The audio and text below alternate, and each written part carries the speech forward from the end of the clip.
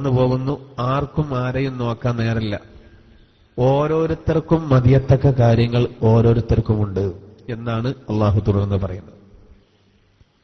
ഈ ഭാഗം വിശദീകരിച്ചിട്ട് നമുക്ക് അതിന്റെ ശേഷമുള്ളത് പറയാം. ആദ്യം അള്ളാഹു സൂർ എന്ന കാഹളത്തിലെ രണ്ടാമത്തെ ഊത്തിനെ പറ്റിയാണ് പറയുന്നത്. അതായത് ലാസ്റ്റ് ഊത്ത് 3 ഉണ്ടല്ലോ. ആദ്യം ഒരു ഞെട്ടിക്കലാണ്, ഒരു ഘോരമായ ശബ്ദത്തിൽ ഒന്നെല്ലാരും ഞെട്ടിക്കും. അതിന്റെ ഉടനെ തന്നെ വരും അടുത്തത്, അതിൽ എല്ലാവരും മരിക്കും. ഇതുകൊണ്ടാണ് അത് രണ്ടും ഒന്നായിട്ട് കൂട്ടുന്നത്. പിന്നെ 40 കൊല്ലത്തെ ഇടവേളക്ക് ശേഷം അടുത്ത ഊത്ത് വരും. അതാണ് ഇവിടെ പറയുന്നത്. 40 കൊല്ലത്തെ ഇടവേള ഉണ്ട്. ഇതൊക്കെ അള്ളാഹും അവന്റെ റസൂലും പറഞ്ഞതല്ലാതെ അതിനപ്പുറത്ത് ഗവേഷണം ചെയ്യാൻ കഴിയാത്ത വിഷയങ്ങളാണ്. അതുകൊണ്ട് തന്നെ ഇത് എങ്ങനെയാണോ പറയപ്പെട്ടത് അതുപോലെ അംഗീകരിക്കേണ്ട ബാധ്യത നമുക്കുണ്ട്. അപ്പോഴാണ് നമ്മളൊരു യഥാർത്ഥ വിശ്വാസിയാണ്. അപ്പൊ രണ്ടാമത്തെ ഊത്തിനെ പറ്റി അള്ളാഹു പറയാണ്, ഫൈദാ ജാഅത്തിസ് സ്വാഖ. ആ ഭീകരമായ ശബ്ദം എത്തിക്കഴിഞ്ഞാൽ. സൂറന്ന കാഹളത്തിലെ ഊത്തിന്റെ രീതി എങ്ങനെ നമുക്കറിയില്ല. ഇസ്രാഫീൽ എന്ന മലക്ക് ഇപ്പോൾ ഒരുങ്ങി നിൽക്കുകയാണ്. അള്ളാന്റെ തിരുദൂതർ പോലും പറഞ്ഞു, ഇസ്രാഫീൽ എന്ന മലക്കിനെ ഒരു അല്ലാഹു കാണിച്ചു കൊടുത്തു. സൂറന്ന കാഹളം പിടിച്ച് മുഖം ചുളിച്ചിട്ടുണ്ട് എന്നാണ്. അതായത് ഏത് സമയത്തും ഇങ്ങനെ ഊതാൻ വേണ്ടി റെഡി ആയിട്ട് നിൽക്കുകയാണ്. എങ്ങനെ ഇതിന്റെ രീതി അറിയില്ല. മലക്കുകൾ പ്രകാശം കൊണ്ട് പടക്കപ്പെട്ടവരാണ്. അള്ളാഹു അവർക്ക് അപാരമായ കഴിവ് നൽകി. ഓരോ മലക്കുകൾക്കും ചില പ്രത്യേക ഡ്യൂട്ടികൾ നൽകി. അതില് സൂറന്ന കാഹളത്തിൽ ഊതാനുള്ള അവസരം അള്ളാഹു കൊടുക്കുന്നത് ഇസ്രാഫീൽ എന്ന മലക്കിനാണ്. അദ്ദേഹത്തിന്റെ ഡ്യൂട്ടി അതാണ്. അദ്ദേഹം അതിനിങ്ങനെ കാത്തു നിൽക്കുക. ഏത് സമയത്തും അത് വരും. ഇനിയിപ്പോ വല്ലാതൊന്നും ഉണ്ടാവില്ല എന്ന് നമുക്ക് മനസ്സിലാക്കാം. എന്തായിരുന്നാലും അത് വന്നാലുള്ള അവസ്ഥ അള്ളാഹു പറയുന്നത്, യൗമ യഫിറുൽ മർഉ മിൻ അഖീഹി വഉമ്മിഹി വഅബീഹി വസാഹിബതിഹി വബനീഹി. അന്ന് മനുഷ്യർ സ്വന്തം ജ്യേഷ്ഠാനുജന്മാരെ, സഹോദരങ്ങളെ, മാതാവിനെ, പിതാവിനെ, മക്കളെ, ഭാര്യമാരെ, അവരൊക്കെ സഹധർമ്മിണികളെ, ഇണകളെ ഒഴിവാക്കി ഓടും. അവർ ആർക്കും ആരെയും നോക്കാൻ നേരമുണ്ടാവില്ല. തലയിൽ കത്തുമ്പോ എന്ത് മലയിൽ കത്തുന്നു എന്നുള്ളൊരു ചോദ്യമുണ്ട് എന്നതുപോലെ ഓരോരുത്തരും അവരവരുടെ കാര്യത്തിൽ തന്നെ ആകെ ബേജാറിലാണ്. അതുകൊണ്ടാണ് ഖുർആൻ പറഞ്ഞത്, ലികുല്ലി ഇംരിഇൻ മിൻഹും യൗമൈദിൻ ശഅ്നു യുഗ്നീഹ്. ഓരോരുത്തർക്കും മതിയത്തക്ക കാര്യങ്ങൾ ഓരോരുത്തർക്കുമുണ്ട്. അവനാണ് ഇഷ്ടം പോലെ വിഷയങ്ങളുണ്ട്. എല്ലാവരും അവരവരുടെ കാര്യത്തിൽ വലിയ പേടിയിലാണ്. അതുകൊണ്ട് അന്ന് ആളുകൾ പരക്കം പായുന്നതാണ്. ആർക്കും ആരെയും നോക്കാൻ നേരമില്ല. ഇവിടെ ആദ്യം അള്ളാഹു പറഞ്ഞത് ജ്യേഷ്ഠാനുജന്മാരെ വിട്ടോടുന്നു. അപ്പൊ നോക്കൂ, നാളെ മഹ്ശറയില് മഹാനായ സയ്യിദുനാ അബ്ബാസ് റളിയല്ലാഹു അൻഹു വരും. അതുപോലെ ഹംസ റളിയല്ലാഹു അൻഹു വരും. റസൂലുള്ളാഹി സ്വല്ലല്ലാഹു അലൈഹി വസല്ലമ തങ്ങളുടെ പിതൃവന്മാരാണ് അവർ. എന്നാൽ അതേ സമയത്ത് അബൂലഹബ് വരും. അബൂലഹബും അബ്ബാസ് റളിയല്ലാഹു അൻഹു, ഹംസ റളിയല്ലാഹു അൻഹു ജ്യേഷ്ഠാനുജന്മാരാണ്. ഇവിടെ നോക്കൂ, മഹാനായ ഹംസ റളിയല്ലാഹു അൻഹു അബൂലഹബിനെ നോക്കില്ല. രക്ഷപ്പെടുത്താൻ ശ്രമിക്കോ? ഇല്ല, രക്ഷപ്പെടുത്താൻ ശ്രമിക്കില്ല. അവിടെ ജ്യേഷ്ഠാനുജന്മാരെ തമ്മിൽ യാതൊരു ബന്ധം അവിടെ ഉണ്ടാവില്ല. പാവം അബൂലഹബ്, പാവം. ഇല്ല, ഒരു പാവമില്ല. അവിടെ അങ്ങനെ നോക്കുന്നൊരു വിഷയമല്ല. അതുപോലെ ഇവിടെ പിന്നെ പറഞ്ഞത് ഉമ്മിഹി എന്നാണ്. മാതാക്കള് അവിശ്വാസത്തിൽ ഉറച്ചു നിന്ന് അവരെ അവഗണിച്ചുകൊണ്ട് ഇസ്ലാമിലേക്ക് വന്ന ഒരുപാട് സ്വഹാബിമാരുണ്ട്. നാളെ പരലോകത്ത് വരുമ്പോ അവർ മാതാക്കളെ മൈൻഡ് ചെയ്യൂല.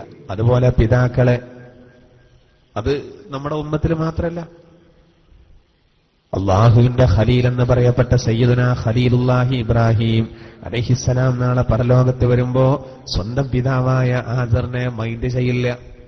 പറഞ്ഞിട്ടും കാര്യമില്ല. ഒരു നിലക്കും പരിഗണിക്കാൻ സമ്മതിക്കൂല എന്നുള്ളതാണ്. ഖലീലാണ്, അള്ളാഹുവിന്റെ ഖലീലാണ്, ഖലീലുള്ളയാണ്. പക്ഷേ അദ്ദേഹത്തിന്റെ പിതാവാണോ പിതൃവ്യനാണോ ആസർ എന്ന പല അഭിപ്രായമുണ്ട്. പിതൃവ്യനും പിതാവ് എന്ന രൂപത്തിൽ പറയുമെന്നുള്ളത് കൊണ്ട്, അറബിയിൽ അങ്ങനെ പ്രയോഗിക്കുന്നതുകൊണ്ട് ഖുർആൻ അങ്ങനെ പറഞ്ഞതാകുന്നാകാം. വഇദ് ഖാല ഇബ്രാഹീമു ലി അബീഹി, അങ്ങനെയാണ് ഖുർആൻ പറഞ്ഞത്. ഇബ്രാഹിം നബി അലൈഹിസ്സലാത്തു വസ്സലാം തന്റെ പിതാവിനോട് പറഞ്ഞ സമയം, ആരാണ് പിതാവ്? ആസറിനോട്. അവിടെ നേരെ പിതാവാകാം, അല്ലെങ്കിൽ പിതൃവ്യനാകാം. പിതൃവ്യനും പിതാവിന്റെ സ്ഥാനത്ത് തന്നെയാണ്. എന്തായിരുന്നാലും അപ്പൊ നമുക്ക് അവിടെ ഒരു സംശയം വരും. എന്തറിയോ, വിശുദ്ധ ഖുർആനിൽ അല്ലാഹു തആല ഒരായത്തിലൂടെ നബിയെ പറ്റി പറയുന്നുണ്ട്, അങ്ങ് സംശുദ്ധരായവരുടെ മുതുകിലൂടെ സഞ്ചരിച്ചു കൊണ്ടിരുന്നത്, സുജൂദ് ചെയ്യുന്നവരുടെ മുതുകിലൂടെ സഞ്ചരിച്ചു കൊണ്ടിരുന്നതിനെ പറ്റി അള്ളാഹുവിനിക്ക് ശരിക്കറിയാം എന്ന് അല്ലാഹു തആല വിശുദ്ധ ഖുർആനിലെ ഒരായത്തിലൂടെ പറയുന്നുണ്ട്. അള്ളാഹു റസൂലിന്റെ ഒളിവിനെ അള്ളാഹു ആദ്യം പടച്ച് അത് ആദം നബി അലൈഹിസ്സലാത്തു വസ്സലാമിൽ സന്നിവേശിപ്പിച്ച് പിന്നീട് ആദം നബി അലൈഹിസ്സലാത്തു വസ്സലാമിൽ നിന്ന് അതിങ്ങനെ കൈമാറി വന്നത്, ആ പ്രകാശം കൈമാറി വന്നതിനെ പറ്റി വിശുദ്ധ ഖുർആനിൽ അള്ളാഹു പറയുന്നുണ്ട്. വതവക്കൽ അലൽ അസീസിർ റഹീം അല്ലദീ യറാക ഹീന തഖൂം വതഖല്ലുബക ഫിസ്സാജിദീൻ. ആ ആയത്തിന്റെ ഒരു അർത്ഥം തന്നെ സുജൂദ് ചെയ്യുന്നവരുടെ മുതുകിലൂടെ അങ്ങ് സഞ്ചരിച്ചു കൊണ്ടിരുന്നതിനെ പറ്റി അള്ളാഹു കൃത്യമായിട്ട് അറിയുന്ന. അതിന്റെ ഒരു ഉദ്ദേശം ആദം നബിയുടെ മുതുകിലൂടെ ഇങ്ങനെ കൈമാറി അത് അബ്ദുള്ള എന്നവരിലൂടെ ആമിന ബീവിയിലേക്ക് അള്ളാഹു നൽകി. അതാണ് അള്ളാന്റെ തിരുദൂതനാകുന്ന പ്രകാശം. അപ്പൊ നബിയുടെ പിതാവിന്റെ പിതാവ് അങ്ങനെ പോയാൽ ആ പരമ്പരയിൽ ആദം നബിയിൽ എത്തുന്നത് വരെ നബിന്റെ പിതാക്കളിൽ ആരും എന്തില്ല, അവിശ്വാസികൾ ഇല്ല എന്നുള്ളതാണ്. ഒക്കെ നല്ലവരാണ്. അപ്പൊ നമുക്ക് അവിടെ സംശയം വരും, ആസർ ഇബ്രാഹിം നബിയുടെ വല്യപ്പയുള്ളോ അദ്ദേഹത്തിന്റെ പിതാവാണല്ലോ ആസർ എന്ന് ഖുർആൻ പറയുന്നു. അദ്ദേഹം ബഹുദൈവ വിശ്വാസിയായിരുന്നില്ലേ എന്ന്.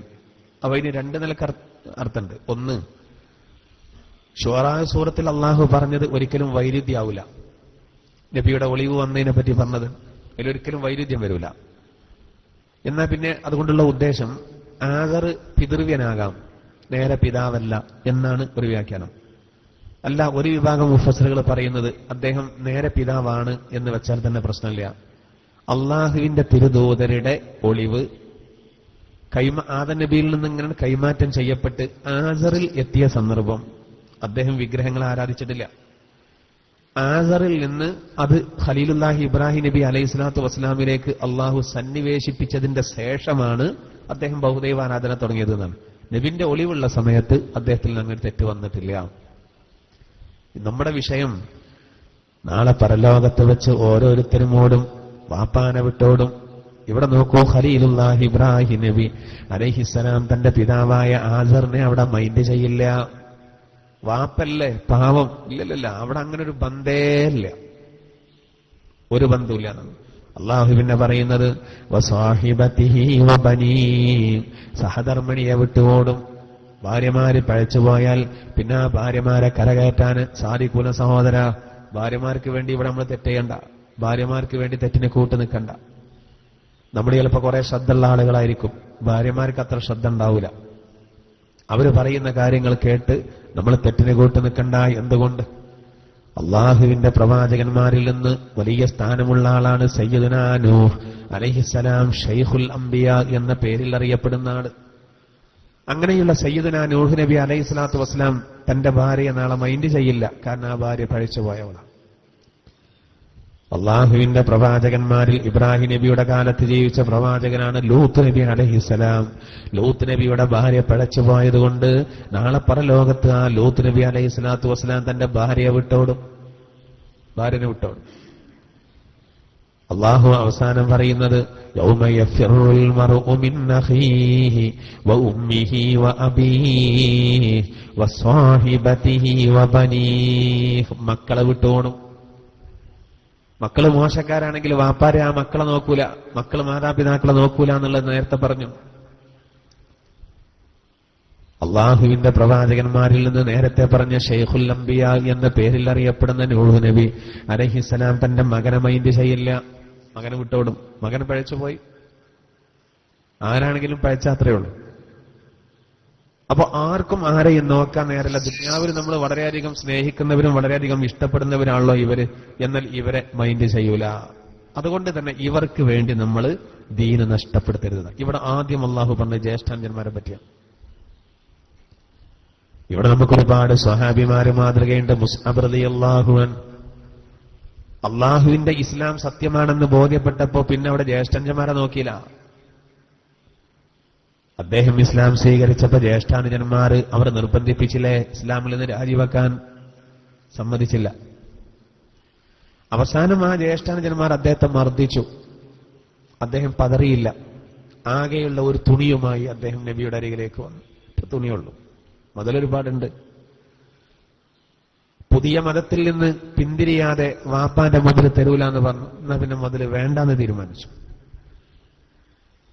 ഉഹദിന്റെ പടക്കളത്തിൽ ഈ ലോകത്തോട് വിട പറഞ്ഞ സയ്യിദുനാ മുസ്അബ് റളിയല്ലാഹു അൻഹു റസൂല് പോലും കരഞ്ഞ സന്ദർഭമാണത്. അദ്ദേഹത്തിന്റെ ആ ചേതനയറ്റ ശരീരം ചോരയിൽ കുളിച്ച് കിടക്കുന്നത് കണ്ടപ്പോ അള്ളാഹുവിന്റെ തിരുദൂതരുടെ കണ്ണുകളിൽ നിന്ന് ധാരധാരയായിട്ട് കണ്ണുനീരൊഴുകി.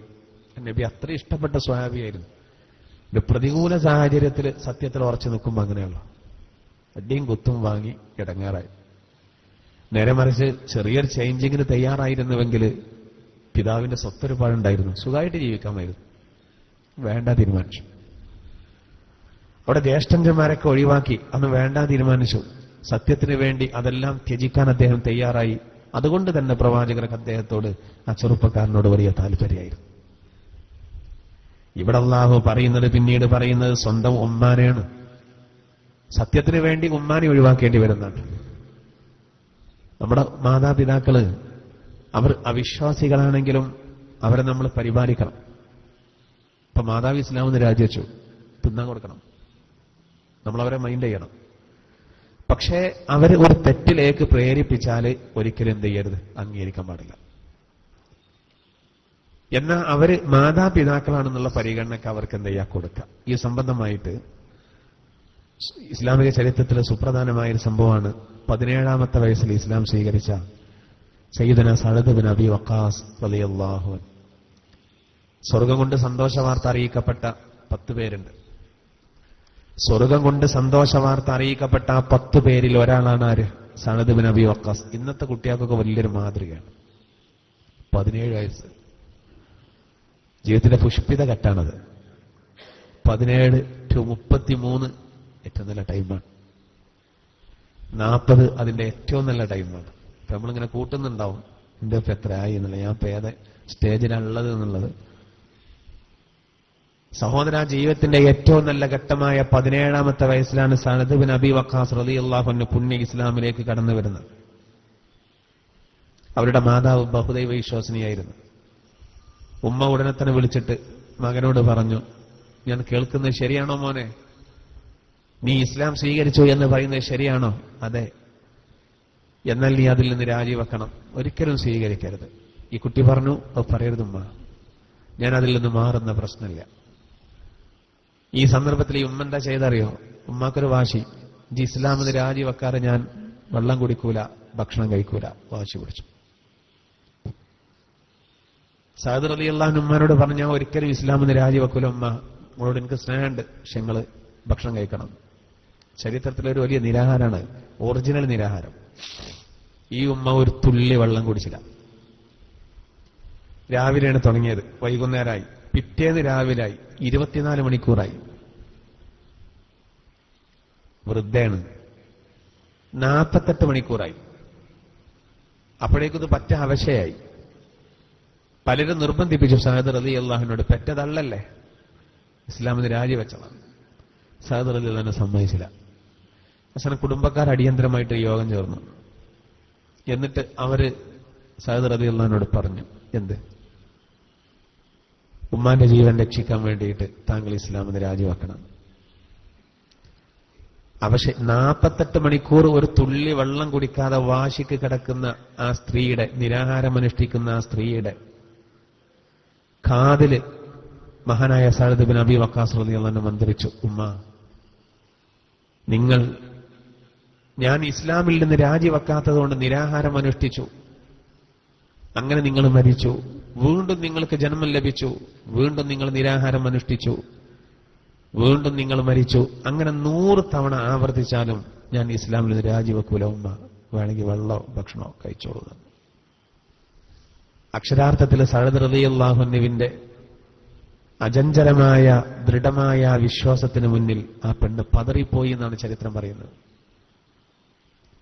ഈ ഉമ്മത്തിൽ ആദ്യത്തെ നിരാഹാരമായിരിക്കും അത്. ആദ്യം പൊളിഞ്ഞ നിരാഹാരമാണ്. വേഗം വെള്ളം കുടിച്ചു. സഅദ് റളിയല്ലാഹുവിന്റെ ധീരമായ നിലപാട് അല്ലാഹു തആല ഖുർആനിൽ 2 ആയത്ത് ഇറക്കി. ശ്രദ്ധിച്ചു നോക്കി.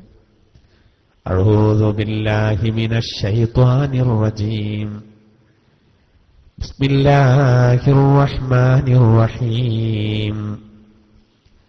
വവസ്വൈനൽ ഇൻസാന ബിവാലിദൈഹി ഹമലതുഹു ഉമ്മുഹു വഖ്നൻ അലാ വഖ്ൻ وفصاله في عامين أن اشكر لي ولوالديك إلي المصير وإن جاهداك على أن تشرك بي ما ليس لك به علم فلا تطعهما وصاحبهما في الدنيا معروفا واتبع سبيل من أناب إليه ثم إلي مرجعكم فأنبئكم بما كنتم تعملون. സൂറത്തുൽ ലുഖ്മാനിലെ 14-15 ആയത്തുകളാണ് ഈ 2 വചനങ്ങൾ. സഅദ് ബിൻ അബീ വഖാസ് റളിയല്ലാഹു അൻഹു കാരണം അല്ലാഹു അവതരിപ്പിച്ച ആയത്തുകളാണ്. ഇതിനെ അബസ സൂറത്തിലെ ലാസ്റ്റ് ഭാഗത്തോട് തട്ടിക്കുക. യൗമ യഫിറുൽ മർഉ മിൻ അഖീഹി വ ഉമ്മി. ഉമ്മാക്ക് വേണ്ടി ആദർശത്തിൽ വെള്ളം ചേർക്കണ്ടെന്ന്. ഉമ്മാക്ക് വേണ്ടി ഉമ്മയല്ലേ പറയുന്നത് എന്ന് കരുതിയിട്ട് ഒരിക്കലും ആദർശത്തിലൊരു വിട്ടുവീഴ്ച പാടില്ല. എന്തുകൊണ്ട്? ഉമ്മാക്ക് ഉമ്മ എന്നുള്ള പവർക്ക് നമ്മൾ കൊടുക്കണം, അവകാശങ്ങൾ അവർക്ക് കൊടുക്കണം. ഖുർആൻ പറയുന്നത് വവസ്വൈനൽ ഇൻസാന ബിവാലിദൈഹി, മാതാപിതാക്കളുടെ കാര്യത്തിൽ മക്കളോട് നാം വസിയ്യത്ത് ചെയ്തിട്ടുണ്ട്. നമ്മുടെ മാതാപിതാക്കളെ നമ്മൾ നല്ലോണം നോക്കണം. എന്തുകൊണ്ട്? പ്രത്യേകിച്ച് ഉമ്മാന്റെ അവസ്ഥ എന്താ? ഹമലതുഹു ഉമ്മുഹു വഖ്നൻ അലാ വഖ്. ക്ലേശത്തിനുമേൽ ക്ലേശം സഹിച്ചുകൊണ്ടാണ് ആ ഉമ്മ ഗർഭം ധരിച്ചിരിക്കുന്നത്. ശരിയല്ലേ? നമ്മുടെ ഉമ്മമാര് ഗർഭം ധരിച്ച് പ്രസവിച്ചത് വളരെ പ്രയാസപ്പെട്ടിട്ടാണ്. എത്ര ഇടങ്ങാറായിട്ടുണ്ടാവും. നമ്മളിപ്പോ കുയ്യപ്പം തിന്നപ്പോ കുറെ കുയ്യപ്പം കിട്ടിയെന്ന് കൂട്ടാ, നല്ല രസം എന്ന് കരുതിയിട്ട് നമ്മൾ നല്ലോണം തിന്നു. പള്ള വല്ലാതെ നിറച്ചാൽ ചിലപ്പോൾ നമുക്കൊരു അസ്വസ്ഥ ഉണ്ടാവും. പ്രത്യേകിച്ച് പൊറാട്ടൊക്കെ തിന്നാൽ അങ്ങനെ ഉണ്ടാവും. നമുക്കുണ്ടാവും ഒരു കിടത്തം, ഓവറായി എന്ന് പറഞ്ഞു. അത് കുറച്ച് കഴിഞ്ഞാൽ അങ്ങനെ ശരിയായിക്കോളും. ആമാശയം ചില പണികൾ എടുക്കുമ്പോൾ അത് ശരിയാവും. എന്നാൽ അതേ സമയത്ത് ഒരു കുട്ടി നോക്കൂ, ഉമ്മാന്റെ ഗർഭപാത്രത്തിൽ ഇങ്ങനെ വളർന്ന് വരികയാണ്. ഒരു 10 മാസം ഉമ്മാക്ക് എത്ര ഇടങ്ങാറായി. പ്രത്യേകിച്ച് ഒരു 7 മാസം മുതലൊക്കെ കക്കൂസിലിരിക്കാൻ ബുദ്ധിമുട്ട്, ടോയ്ലറ്റിലിരിക്കാൻ, നടക്കാൻ ബുദ്ധിമുട്ട്, കിടക്കാൻ ബുദ്ധിമുട്ട്, തന്റെ ഹിതം പോലെ കാര്യങ്ങളൊന്നും നടക്കൂല. അത്ര പ്രയാസപ്പെട്ട് പ്രസവിച്ച ഉമ്മാനെ എങ്ങനെ നമ്മൾ അവഗണിക്കുക? ഈ ദുന്യാവിൽ നമുക്ക് വലിയ കടപ്പാടാണ് ഉമ്മാനോടും വാപ്പാനോടും. അതുകൊണ്ടാണ് ഖുർആൻ പറയുന്നത് വഫിസാലുഹു ഫീ ആമൈൻ അനിഷ്കുർ ബി. അല്ലാഹു പറയുന്നു അനിഷ്കുർലി വലിവാലിദൈക്. അല്ലാഹു പറയുന്നത് മുലകുടി നിർത്താനുള്ള ടൈം 2 കൊല്ലത്തിനിടയിലാണ്. അത് ഭാര്യ ഭർത്താക്കന്മാർ പോലെ ചർച്ച ചെയ്ത് തീരുമാനിച്ച് നിർത്താം. 2 കൊല്ലാണ് മുല കൊടുക്കേണ്ടത്. പിന്നീട് അല്ലാഹു പറയുന്നത് അനിഷ്കുർലി വലിവാലിദൈക്, എനിക്കും നിന്റെ മാതാപിതാക്കൾക്കും നീ നന്ദി ചെയ്യണം. എനിക്കും നിന്റെ മാതാപിതാക്കൾക്കും നീ നന്ദി ചെയ്യണം എന്നാണ്. അള്ളാഹ്ക്ക് നന്ദി ചെയ്യണം എന്നതിനോട് കൂടെ പറയുന്നത് മാതാപിതാക്കൾക്കും നന്ദി ചെയ്യണം. എന്തുകൊണ്ട്? ഇലയ്യൽ മസീർ, നമ്മിലേക്കാണ്, എന്നിലേക്കാണ് മടക്കം. അള്ളാഹു പറയണം മടക്കൊക്കെ നമ്മളെ അരികിലേക്ക് തന്നെയാണ്. ഇതിനെപ്പറ്റിയൊക്കെ ഞാൻ ചോദ്യം ചെയ്യും.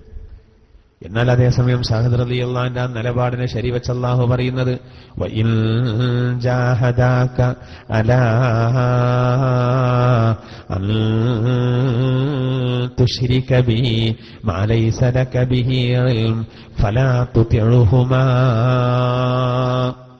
മാതാപിതാക്കളെല്ലാം പരിഗണിക്കണം. അതേസമയത്ത് ആ മാതാപിതാക്കൾ നിനക്ക് ഒരു വിവരവുമില്ലാത്ത കാര്യത്തിൽ എനിക്ക് ശിർക്ക് വെക്കണം, ഷൈർ സ്ഥാപിക്കണം എന്നതിന് നിന്നെ അവർ ബുദ്ധിമുട്ടിച്ചാൽ, നിർബന്ധിപ്പിച്ചാൽ, ഫലാ തുതിഉഹുമാ, മനുഷ്യ നീ ഒരിക്കലും ആ മാതാപിതാക്കളുടെ കൽപ്പനക്ക് വഴിപ്പെടണ്ട, അത് ഒരിക്കലും അംഗീകരിക്കണ്ട. സഅദ് റളിയല്ലാഹു അൻഹുവിന്റെ പേരോടെ പറയുന്ന ഇല്ലെന്നേ ഉള്ളൂ. അദ്ദേഹത്തിന്റെ മാതാവ് ഇസ്ലാമിന് രാജിവെക്കണം, ഷിർക്കിൽ ഉറച്ചു നിൽക്കണം എന്ന് പറഞ്ഞു. ഉമ്മല്ലേ പറയുന്നത്, എന്നാ അങ്ങനെ ആവട്ടെ, ഇമ്മാന്റെ മരണശേഷാക്ക ആകാം ഇസ്ലാം എന്നല്ല, ഉടനെ സ്വീകരിച്ചു. അപ്പൊ തന്നെ പറഞ്ഞു, മുറിച്ചിട്ടു, ആ വിഷയം മുറിച്ചിട്ടു. ഖുർആൻ പറയുന്നത് ഒരിക്കലും അംഗീകരിക്കരുത്. മനി വാപ്പാനെ അംഗീകരിക്കണം, അവരെല്ലാം പരിഗണിക്കണം, അവിശ്വാസികളാണെങ്കിൽ പോലും പരിഗണിക്കണം.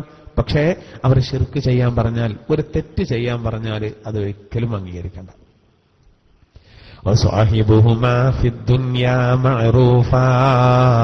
ഐഹികമായ ജീവിതത്തിൽ അവരോട് നല്ല രൂപത്തിൽ വർത്തിക്കണം.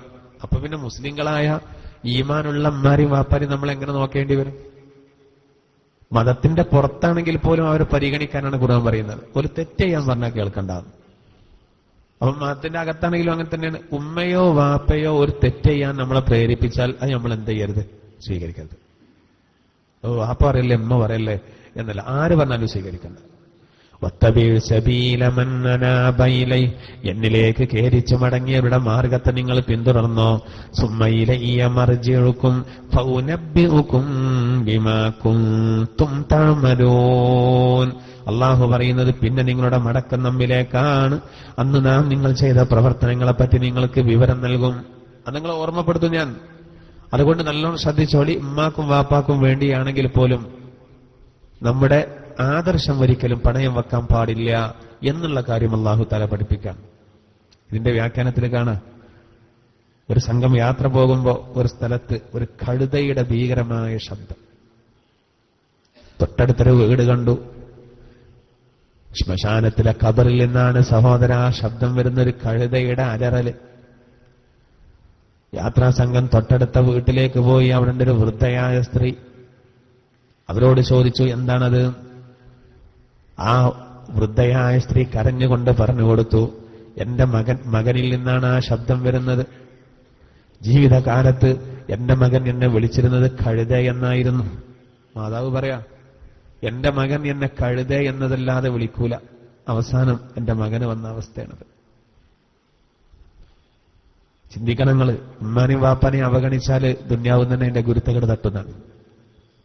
ദുന്യാവിൽ നിന്ന് തന്നെ കിട്ടും അത്. എന്നാൽ അതേസമയം സഹോദര, എന്നാൽ അതേ സമയത്ത് നമ്മൾ മനസ്സിലാക്കേണ്ട ഒരു കാര്യം എന്താ? അവര് അവിശ്വാസികളാ, അല്ലെങ്കിൽ വിശ്വാസികൾ തന്നെയാണ്. പക്ഷെ ഒരു തെറ്റ് ചെയ്യാൻ അവർ പറയുകയാണെങ്കിൽ അവർക്കത് സ്വീകരിക്കണ്ട. സഅദ് ഇബ്നു അബീ വഖാസ് റളിയല്ലാഹു അൻഹു എന്തെങ്കിലും കമ്മി ഉണ്ടായോ? അദ്ദേഹം ആരായി പിന്നെ പിൽക്കാലത്ത്? സഹോദര, സ്വർഗം കൊണ്ട് സന്തോഷ വാർത്ത അറിയിക്കപ്പെട്ട സഅദ് ഇബ്നു അബീ വഖാസ് റളിയല്ലാഹു അൻഹു 10 പേർക്കാണ് അള്ളാഹു സ്വർഗത്തിലേക്കുള്ള ടിക്കറ്റ് നൽകിയത്. 10 പേർക്ക്. ആ 10 പേരിൽ ഒരാളാണ് സഅദ് റളിയല്ലാഹു അൻഹു.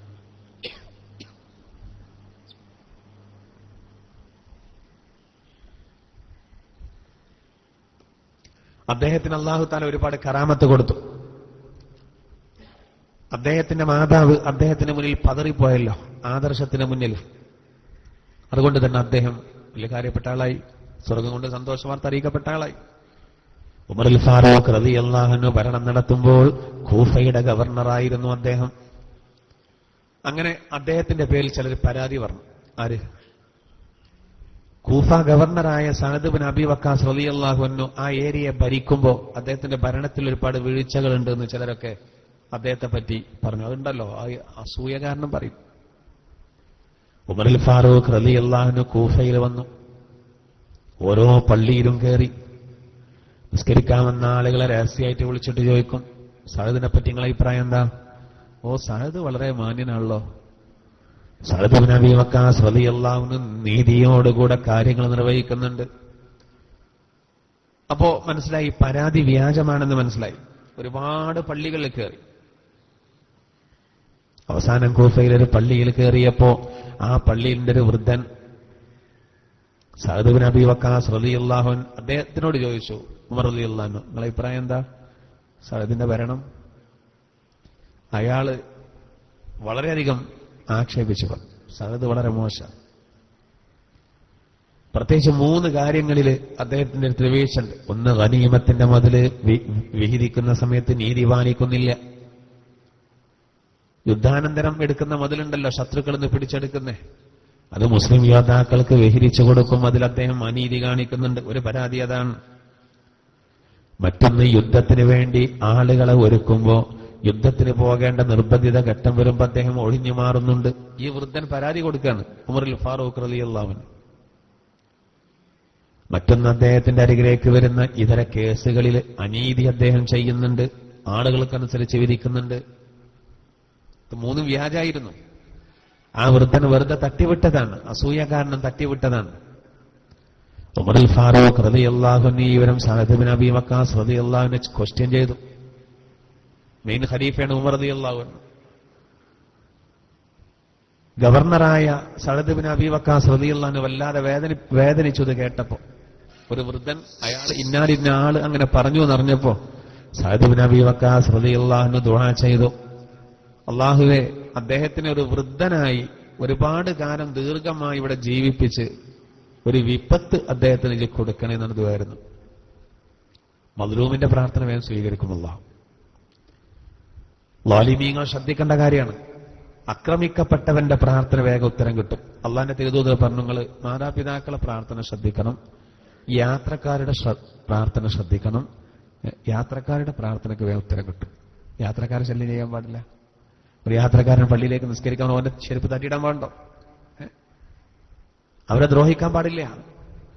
ഏതോ അന്യനാട്ടിലുള്ളൊരു യാത്രക്കാരൻ സാധനം വാങ്ങാൻ വേണ്ടി അങ്ങാടിയിൽ വണ്ടി സൈഡാക്കി നിർത്തിയിട്ട് എന്ത് ചെയ്തു? നമ്മൾ സ്ഥിരമായിട്ട് വണ്ടി നിർത്തുന്ന സ്ഥലമാണ്, നമുക്ക് ഇഷ്ടപ്പെട്ടില്ല. നമ്മൾ ചിലപ്പോൾ എന്ത് ചെയ്യും? ഓന് മുന്നുക്കും ബാക്കും വണ്ടി എടുക്കാൻ പറ്റാത്ത രൂപത്തിൽ നമ്മളെ വണ്ടി അവിടെ കൊണ്ടുപോയിട്ടിട്ട് തൽക്കാലം അവിടെ നിന്ന് മാറും. ഇയാൾ ബേക്കറി കയറിയിട്ട് സാധനങ്ങളൊക്കെ വാങ്ങിയിട്ട് പരക്കം പായാണ്, ഈ വണ്ടി ആരുതാ, ഈ വണ്ടി ആരുതാന്ന് വെച്ചിട്ട്. അയാൾ നാട്ടുകാരനല്ല, മറ്റോ നാട്ടുകാരനായതുകൊണ്ട് ഓൻ ഈ രീതിയിലൊക്കെ മാറാം. ഓനെന്നാണ് ആരെ ഓനോട് അവിടെ നിർത്താമെന്ന് ഓനറിയില്ലല്ലോ ഈ നാട്ടിലിങ്ങനെ ഒരു കാര്യപ്പെട്ട ആളുണ്ടെന്ന്. ഇത്ര വലിയൊരു മഹാൻ ഇവിടെ ഉണ്ടെന്ന് അറിയില്ലല്ലോ. പാവം അറിയാൻ നിർത്തിയതാകാം. ഞാനിത് നടന്നതാണ് ഇപ്പൊ ഈ പറയുന്നത്. എവിടെയെന്ന് പറയണ്ടല്ലോ സഹോദര, ഞാൻ പറയുന്നത് ഇതൊക്കെ അല്ലാഹു പാഠം പഠിപ്പിക്കും. അയാൾ മനസ്സറിഞ്ഞ് ദ്വാരുന്നത് പണിയാവും. പഠിച്ചോനെ, എങ്ങനെ ഇടങ്ങാറാക്കണ്ട, അയാൾക്ക് കൊടുക്കുന്നെങ്ങനെ ദ്വാരുന്നാല് കിട്ടും അയാൾക്ക്. അതുപോലെ ശ്രദ്ധിക്കേണ്ട ഒന്നായി ഇവിടെ നോക്കൂ. ഇവിടെ മദ്ലൂമാണ് മഹാനായ സഅദ് ഇബ്നു അബീ വഖാസ് റളിയല്ലാഹു അൻഹു. അദ്ദേഹത്തിന്റെ പ്രാർത്ഥന അല്ലാഹു സ്വീകരിച്ചു. ഇയാൾക്ക് അല്ലാഹു ദീർഘായുസ് കൊടുത്തു. അങ്ങനെ ആർക്കും ഇയാൾക്ക് ശരിക്കും ഭക്ഷണം പോലും കിട്ടാത്ത അവസ്ഥ വന്നു. ആരും ഇയാളെ മൈൻഡ് ചെയ്യാത്ത അവസ്ഥ വന്നു. ഇയാളൊരു സ്വഭാവം എന്തായിരുന്നു അറിയോ? ഈ സഅദ് റളിയല്ലാഹു അൻഹുവിനെ പറ്റി ഇല്ലാത്തത് പറഞ്ഞ അയാൾ അങ്ങാടിക്ക് ഇറങ്ങും. വയസ്സായിരിക്കും. അങ്ങാടിയിൽ സ്ത്രീകളുണ്ടെങ്കിൽ വെറുതെ സ്ത്രീകളെ എടുത്ത് ചെന്ന് നിന്നിട്ട് ഇങ്ങനെ തിരക്കും. അപ്പൊ പുറം പൊള്ളിന്റെ കേസാണല്ലോ. അയാൾക്ക് അങ്ങനെ തോന്നുള്ളൂ. അങ്ങനെ അയാൾ പറയും ചെയ്യും.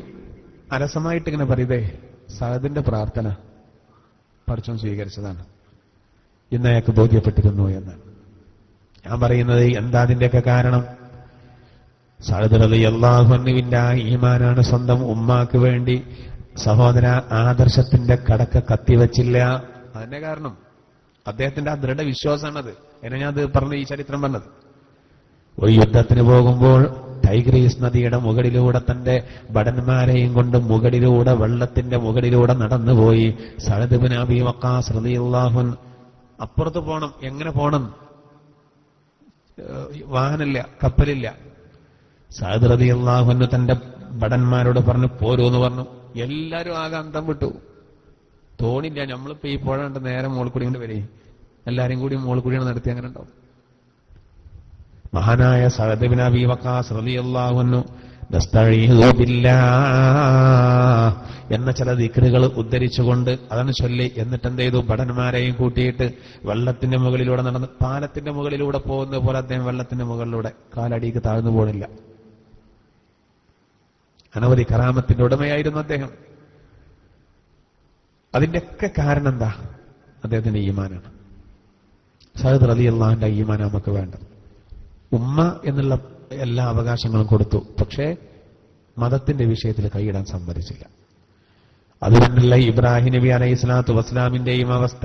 ആസർ പിതാവായിരുന്നു. യാ ഇബ്രാഹിം എന്ന് പരുഷമായ രൂപത്തിൽ ഇബ്രാഹിം നബിയെ വാപ്പ വിളിച്ചപ്പോഴും മഹാനായ ഇബ്രാഹിം നബി അലൈഹി സ്വലാത്തു വസ്സലാം നോക്കൂ, ഒരിക്കലും അപമര്യാദയായിട്ട് പെരുമാറിയില്ല. ഒരിക്കലും അങ്ങനെ പെരുമാറിയില്ല. മറിച്ച് യാ അബത്തി, എന്റെ പൊന്ന പിതാവേ എന്നുള്ള രൂപത്തിലാ വിളിച്ചത്. വിളിയൊക്കെ അങ്ങനെ ആയിരുന്നു. പക്ഷെ ഒരു കാരണവശാലും ഒരു ഇഞ്ച് ബാക്ക് നിൽക്കുന്നില്ല. ആസർ കുറെ കെട്ടിമറിഞ്ഞ് നോക്കി. മൂപ്പര് വിഗ്രഹങ്ങൾ മൊത്തമായും ചില്ലറയായും വിൽപ്പന നടത്തേണ്ട ആളാണ്. കച്ചവടമായിരുന്നു മൂപ്പർക്ക്. ചെറുപ്പത്തിലെ ഇബ്രാഹിം നബിനെ അതിന് കിട്ടിയിട്ടില്ലായിരുന്നു. ഇബ്രാഹിം നബി നമുക്ക് ആദർശരംഗത്ത് വലിയ മാതൃക. ആസർ ചെറുപ്പത്തിലെ ഇബ്രാഹിം നബിന് എന്ത് ചെയ്യും? അങ്ങാടിക്ക് വിഗ്രഹത്തിനെ വിൽക്കാൻ പറഞ്ഞേക്കും. ഇത് അള്ളാന്റെ പ്രവാചകനായി വരാനുള്ള ആളല്ലേ. അതുകൊണ്ട് തന്നെ ഈ കുട്ടിക്ക് അള്ളാഹു തആല ബോധനം നൽകി, അത് ശരിയല്ല. അപ്പൊ വിഗ്രഹം വിൽക്കാൻ വേണ്ടിയിട്ട് മകന്റെ അടുത്ത് കൊടുക്കും. മകൻ എന്ത് ചെയ്യുന്ന അറിയങ്ങൾ? ഇബ്രാഹിം നബി ഇതേറ്റും പോയിട്ട് ഈ വിഗ്രഹത്തെ തല കുത്തനെ നിർത്തും. എന്നിട്ട് മണ്ണിങ്ങോട്ട് തലേന്റെ അടുത്തേക്ക് മണലിൽ കുത്തിവെക്കും. എന്നിട്ട് വെള്ളം ഇങ്ങനെ തേകും. എന്നിട്ട് ആളുകളോട് പറയും, ഇതിനൊരു കഴിവില്ല കേട്ടോ, ഇതിനൊരു കഴിവില്ല. ഇതിന് വല്ല കഴിവുണ്ടായിരുന്നെങ്കിൽ തല കുത്തനെ നിർത്തി ഇങ്ങനെ വെള്ളം തേകുമ്പോൾ പ്രതികരിക്കണം. പിന്നെ ആരപ്പത് വാങ്ങുക? നമ്മളിപ്പോ ഒരു ഗുഡ്സിൽ പൂള കൊടുന്നിട്ട് നല്ല കയ്പുള്ള പൂള, കയ്പുള്ള പൂള, കയ്പുള്ള പൂള പറഞ്ഞ ആരെങ്കിലും അവയ്ക്ക് വരുമോ? അല്ലേ? ആരെങ്കിലും വരുമോ? ചീഞ്ഞോറഞ്ച്, ചീഞ്ഞോറഞ്ച്, ചീഞ്ഞോറഞ്ച് എന്ന് പറഞ്ഞാൽ, ചീഞ്ഞമത്തി ഇങ്ങനെയൊക്കെ വിളിച്ചു പറഞ്ഞാൽ ആരും വരൂല. ആളുകൾ ചിരിച്ച് അങ്ങനെയാണ് പോകും. ഇബ്രാഹിം നബി അലൈഹി സ്വലാത്തു വസ്സലാം എന്തെയും വിഗ്രഹങ്ങളെ തലകുത്തന്നെ നിർത്തിയിട്ട് ഇതിനൊരു കഴിവുമില്ല, വെറുതെ കൊണ്ടോണ്ട, വാണെങ്കിൽ വാങ്ങിക്കോളി. അവസാനം വാപ്പാക്ക് മനസ്സിലായി ഇവന്റെ അടുത്ത് ഏൽപ്പിച്ച സാധനം ചെലവാവില്ല. ചെറുപ്പത്തിൽ അങ്ങനെയായിരുന്നു. ആ ഇബ്രാഹിം നബി അലൈഹി സ്വലാത്തു വസ്സലാമിനെ കത്തിക്കുന്നത് കാണാൻ വേണ്ടി ആസർ വന്നു. നോക്കണങ്ങള്, ഓൻ കത്തണം. നമ്രൂദ് മഹാനായ ഖലീലുല്ലാഹിയെ കത്തിക്കുന്നത് കാണാൻ വാപ്പ വന്നു എന്നാണ്. സ്വന്തം പിതാവ്. എന്തായിരുന്നാലും നോക്കൂ നിങ്ങൾ, സ്വന്തം പിതാവിന് വഴിപ്പെട്ടില്ല. ആ വിഷയത്തില് ഇബ്രാഹിം നബിക്ക് അതിൽ ഒരു ചാഞ്ചാട്ടം ഇല്ലായിരുന്നു. അങ്ങനെ ചരിത്രത്തിൽ ഒരുപാട് സംഭവങ്ങൾ കാണാം, ഒരുപാട് സംഭവങ്ങൾ. ഇനി നമ്മൾ മനസ്സിലാക്കേണ്ടത്, സഹോദര, നമ്മളൊരിക്കലും നമ്മുടെ മക്കൾക്ക് വേണ്ടി, അല്ലെങ്കിൽ നമ്മുടെ ഭാര്യമാർക്ക് വേണ്ടി, അതല്ലെങ്കിൽ നമ്മുടെ കുടുംബത്തിൽ ആർക്ക് വേണ്ടിയിട്ടും ഇസ്ലാമിനെ പണയം വെക്കുന്നൊരവസ്ഥ ഉണ്ടാകരുത്. നമ്മളങ്ങനല്ല, നമ്മൾ അപ്പദീനൊക്കെ മറക്കും. കുട്ടികളല്ലേ പറയുന്നതെന്ന് പറയും. ജ്യേഷ്ഠന്മാര് പറയുകയാണെങ്കിൽ അതുകൊണ്ട് ചില തെറ്റുകളൊക്കെ കൂട്ടു നിൽക്കുക. കല്യാണം ഉണ്ടായി, ജ്യേഷ്ഠൻ പറയാണ് വീഡിയോഗ്രാഫർ എന്റെ വകയിക്കോട്ടെ. ഓരോരുത്തർ ഓരോന്ന് ഏറ്റെടുക്കാം. വീഡിയോ ഉണ്ടായതല്ല പ്രശ്നം, സകല ആണിനെയും സകല പെണ്ണിനെയും അത് ഒപ്പിയെടുക്കും. ആരെയും വിടരുത് എന്നാണ് പറയാ. അപ്പോഴാണ് അതിന് പിന്നെ അവനെ വിളിക്കുക. അവിടെ വരുന്ന ആൾക്കാരെ മുഴുവൻ കാണണം, അല്ലെങ്കിൽ പിന്നെ ആകെ പ്രശ്നവും. അതിൽ നോക്കിയിട്ടല്ലേ ആരൊക്കെ വന്നില്ല നോക്കണ്ടേ. അതിനല്ല, നാട്ടിലെ മുഴുവൻ പെണ്ണുങ്ങളെയും കുട്ടികൾക്ക് കാണാനുള്ളൊരു അവസരമാണത്. അതിനാണ്. പിന്നെ ഇങ്ങനെ കാണല്ലേ, പിന്നെ വാതിലടച്ച് കാണല്ലേ. ഏതാ പെണ്ണ് ഏറ്റവും ചൊറുക്കുള്ളത്, മഹലിലെ ഏറ്റവും നല്ല പെണ്ണ് ഏതാ, നല്ല ഗ്ലാമറുള്ള പെണ്ണ് ഏതാ, അത് നോക്കാൻ വേണ്ടിയിട്ടിരിക്കല്ലേ. ഇതിനല്ല ഈ അരപ്പത്തരത്തിന് നമ്മൾ കൂട്ടിക്കണ്ടേ. ഞാനൊരു കല്യാണത്തിന് ചെന്നപ്പോ, സഹായ കല്യാണമാണ്, കമ്മിറ്റിക്കാരൻ്റെ ഒരു മേശയൊക്കെ ഇട്ടുകാണ്ട് 2 കസേരയൊക്കെ ഇട്ട് ഒരു നോട്ട്ബുക്കൊക്കെ വെച്ച് കവറിന്റെ 2 ബോലിയൊക്കെ ഇട്ടും വെച്ചിട്ടുണ്ട്. ആ ചോന്ത ബേജാറാക്കേണ്ട കവറുണ്ടല്ലോ. 2 വീഡിയോഗ്രാഫർമാരെ, 2 ആൾക്കാർ ആ വീട്ടില്. സഹായ കല്യാണം. 10-12,000 റുപ്യ അതിന് വാടക കൊടുക്കണം. അപ്പൊ ഞാന് ചോദിച്ചു, പിന്നെ ഇത് ഈ വീഡിയോഗ്രാഫർമാരെ ആരെ ഏൽപ്പിച്ചാന്ന് ചോദിച്ചു. അത് ഈ വീട്ടുകാരെ ഏൽപ്പിച്ചതാണ്. ആര്? പെണ്ണിന്റെ വീട്ടുകാർ. അപ്പൊ 2 ദിവസം മുമ്പ് കൊടുത്തിട്ടുണ്ട് അത്രേ വീഡിയോഗ്രാഫർമാരെ. അവിടെ എന്താ വേണ്ട കാര്യങ്ങള്? അവിടെ പിരിക്കാൻ വേണ്ടി ഇരിക്കുന്നുണ്ടല്ലോ, ഓല ആദ്യം തല്ലണം. കമ്മിറ്റിക്കാരെ പെരും തല്ലണം. എന്തിനാ അതിനൊക്കെ പിരിക്കണ്ട്? ഈ വരുന്ന ആളുകളെടുത്ത് 100-200 പിരിച്ചിട്ട് 12,000 അതിന് വാടക കൊടുക്കണം എന്ന് ഓല തന്നെ പറഞ്ഞു. ഈ തമ്മാടിത്തരത്തിന്. കല്യാണത്തിന്റെ തലേ ദിവസം വീഡിയോഗ്രാഫർ ഈ പെണ്ണിനെയും കൊണ്ട് പറങ്കുച്ചിക്കുമ്പത്തേനും അത്രേ. അത് ഞാൻ അന്വേഷിച്ചപ്പോ കിട്ടി. വീടിന്റെ തൊട്ടടുത്ത് പറമ്പുണ്ട്. ഓള് പറമ്പ് കയറ പുതിയ ബാഗ് കൂടി ഇവ മൂട്ട് കൂടി നടന്നിട്ട് പിടിക്കുക. ചെറിയ പറങ്കൂച്ചി മോള് പറ്റിപ്പിടിച്ച് കയറുക, ഇത് വീഡിയോയിൽ പകർത്തുക. ഇതിനാണ് നാട്ടുകാരെടുത്തുന്ന ഇരക്കുണ്ട് ഇതിന് വാടക കൊടുക്കാൻ. നാട്ടുകാരെ പറയണം ആദ്യം. അതിനൊന്നും പൈസ കൊടുക്കരുത്. എന്തിനാണ് ഈ പൈസ കൊടുക്കുന്നത്? ആ ജാതി സഹായമൊന്നും വേണ്ട. എന്നാ പിന്നെ പാവങ്ങള് അത് ചെയ്യാൻ പാടില്ല, അല്ലാത്തവർക്ക് ചെയ്യാന്നല്ല, പാവങ്ങൾ വരെ ഇങ്ങനെ കാട്ടിയാൽ ആന പിണ്ടിടുന്നത് കണ്ടിട്ട് മൊയില് പിണ്ടിടുന്നത് പോലെ. ഞാൻ പറയുന്നത് സഹോദര, അതിനൊന്നും നമ്മൾ കൂട്ടുനിൽക്കണ്ട. അതിനൊന്നും നമ്മൾ കൂട്ടുനിൽക്കരുത്. കാരണം എന്താ? നാളെ പരലോകത്ത് പ്രയാസപ്പെടും. മക്കള് പറയുമ്പോ ചിലപ്പോ നമ്മൾ അതൊന്നും ഒഴിവാക്കാൻ പറ്റൂല എന്ന് പറഞ്ഞു. ഈ അടുത്ത് നമ്മുടെ അടുത്തുള്ള ആലത്തൂർപ്പടി അടുത്തുള്ള ഒരാളിനോട് പറഞ്ഞു, ഞാന് വീട്ടിൽ കല്യാണം ഉണ്ടായപ്പോ ഒരു 2 ദിവസം അഡ്മിറ്റ് ആകാൻ തീരുമാനിച്ചു. അറ്റാക്കാണെന്ന് പറഞ്ഞു. എനിക്ക് സഹിക്കാൻ കഴിയൂലത്. അങ്ങനെ ഞാനിത് ഒരാളോട് പറഞ്ഞപ്പോ അയാളെന്നോട് പറയാ, അയാൾ പറഞ്ഞു, നിങ്ങളെ വീടല്ലേ, നിങ്ങൾ എന്തിനാ വെറുതെ അഡ്മിറ്റ് ആകാൻ പോണ്? അറ്റാക്ക് ഇല്ലാതെ പഠിച്ചോ അറ്റാക്ക് തന്നാലോ? നിങ്ങളെ വീടും പറമ്പും ആയതുകൊണ്ട് വേണ്ടാത്ത എന്തെങ്കിലും കണ്ടാല് നിങ്ങൾക്കൊരു നല്ല വടിയെടുത്തന്നെ ഇറങ്ങിയാൽ പോരെ ചോദിച്ചു. എന്നാ പിന്നെ അങ്ങനെ ആക്കാം, അഡ്മിറ്റ് ആക്കൽ ഒഴിവായി. വീഡിയോഗ്രാഫർമാർ ആ കൊടിയും അതിന്റെ സാമഗ്രികളുമായിട്ട് ഓലിട്ട് ഇറങ്ങി വന്നപ്പോ ഇയാള് രാത്രി വീശും പറഞ്ഞ വീശി കുണ്ടംപടിയുണ്ട്. ഒക്കെ ഓടി, എല്ലാവരും ഓടിയാണ്. ആർക്കും പിന്നെ ഒന്നും വേണ്ട. കല്യാണം ഇസ്ലാമികമായ കല്യാണമായി. പക്ഷെ അത്തരത്തിലുള്ള വാപ്പാർക്ക് ദീർഘായുസ് ഉണ്ടാവില്ല എളുപ്പം. സഹോദര, ചിന്തിക്കണം. ഇന്ന് നിലനിൽക്കാൻ വളരെയധികം പ്രയാസമുള്ള കാര്യമാണ്. ഈ ആയത്ത് ചിന്തിക്കണം.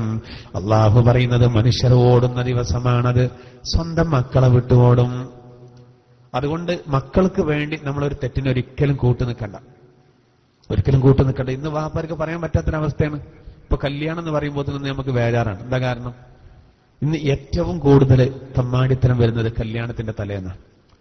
കല്യാണത്തിന്റെ തലേ ദിവസം പുതിയാപ്പിളിനോട് ഓന്റെ സുഹൃത്തുക്കൾ വന്നിട്ട് പറയാം, 10 കൊണ്ടാ തൽക്കാലം 10,000. എടാ 10,000 ഒന്നും കഴിയൂലട്ടോ. എന്നാ പിന്നെ നാളെ അതിവിടെ കാണും. സപ്ലൈ ചെയ്യാൻ ആളുണ്ടാവൂല, ഭീഷണിപ്പെടുത്താണ്. അവന് വേഗം 10,000 എടുത്ത് കൊടുക്കുന്നു. 10,000 ഒന്നുമല്ല, കാരണം വില പിടിപ്പുള്ള സാധനം വല്ലൊന്നും അതിന് കിട്ടൂല. കുട്ടികളല്ല വെള്ളത്തിലാണ്. എത്ര തലേന്ന് കള്ള് കൊടുക്കുന്നോ അതിനനുസരിച്ച് പിറ്റേന്ന് ഒരു സജീവീകരണം. പിറ്റേന്ന് എന്തൊരു സജീവീകരണം എന്നറിയെങ്കിൽ നമ്മളൊക്കെ ചെല്ലുമ്പോ സാറേ മസാല കുറച്ച് കട്ടിയാലോ. ഈ മസാലക്കാരൻ കഴിഞ്ഞ ദിവസം രാത്രി നല്ല വെള്ളത്തിലായിരുന്നു. ഓൻ 9 മണിക്ക് കുളിച്ച് ഫ്രഷായി അത്ര പൂശി വരാൻ അവന്റെ മസാല. എത്ര വീട്ടിലുണ്ട് സഹോദര, ചിന്തിക്കണം നമ്മൾ. ഓൻ തലേ ദിവസം നല്ല കള്ള് കുടിച്ചതാ. ആകെ വഴിമാറിപ്പോയി ചില സംഗതികളൊക്കെ. ഒരു സ്ഥലത്ത് നേർച്ച നടക്കുന്നതിന്റെ ശ്രദ്ധയിൽപ്പെട്ടു. ഉച്ചക്കുണ്ടെങ്കിൽ ചെമ്പ് ഇങ്ങനെ മാറിക്കണം. അവൻ ആ മറിക്കേണ്ട ആളെ കണ്ടപ്പോ പടച്ചോനെ, സംഗതി വിജയിച്ചു. ഓനക്കത്ര സജീവമായല്ലോ എന്ന്. അപ്പൊ ഇതിന് നേതൃത്വം കൊടുക്കുന്ന ഒരാളുണ്ട്, ഒരു കാരണോല്. അയാൾ എന്നോട് പറഞ്ഞു, വെറുതെ ഒന്നുമല്ല, കള്ളാണ് കൊടുത്തിട്ടാണ്.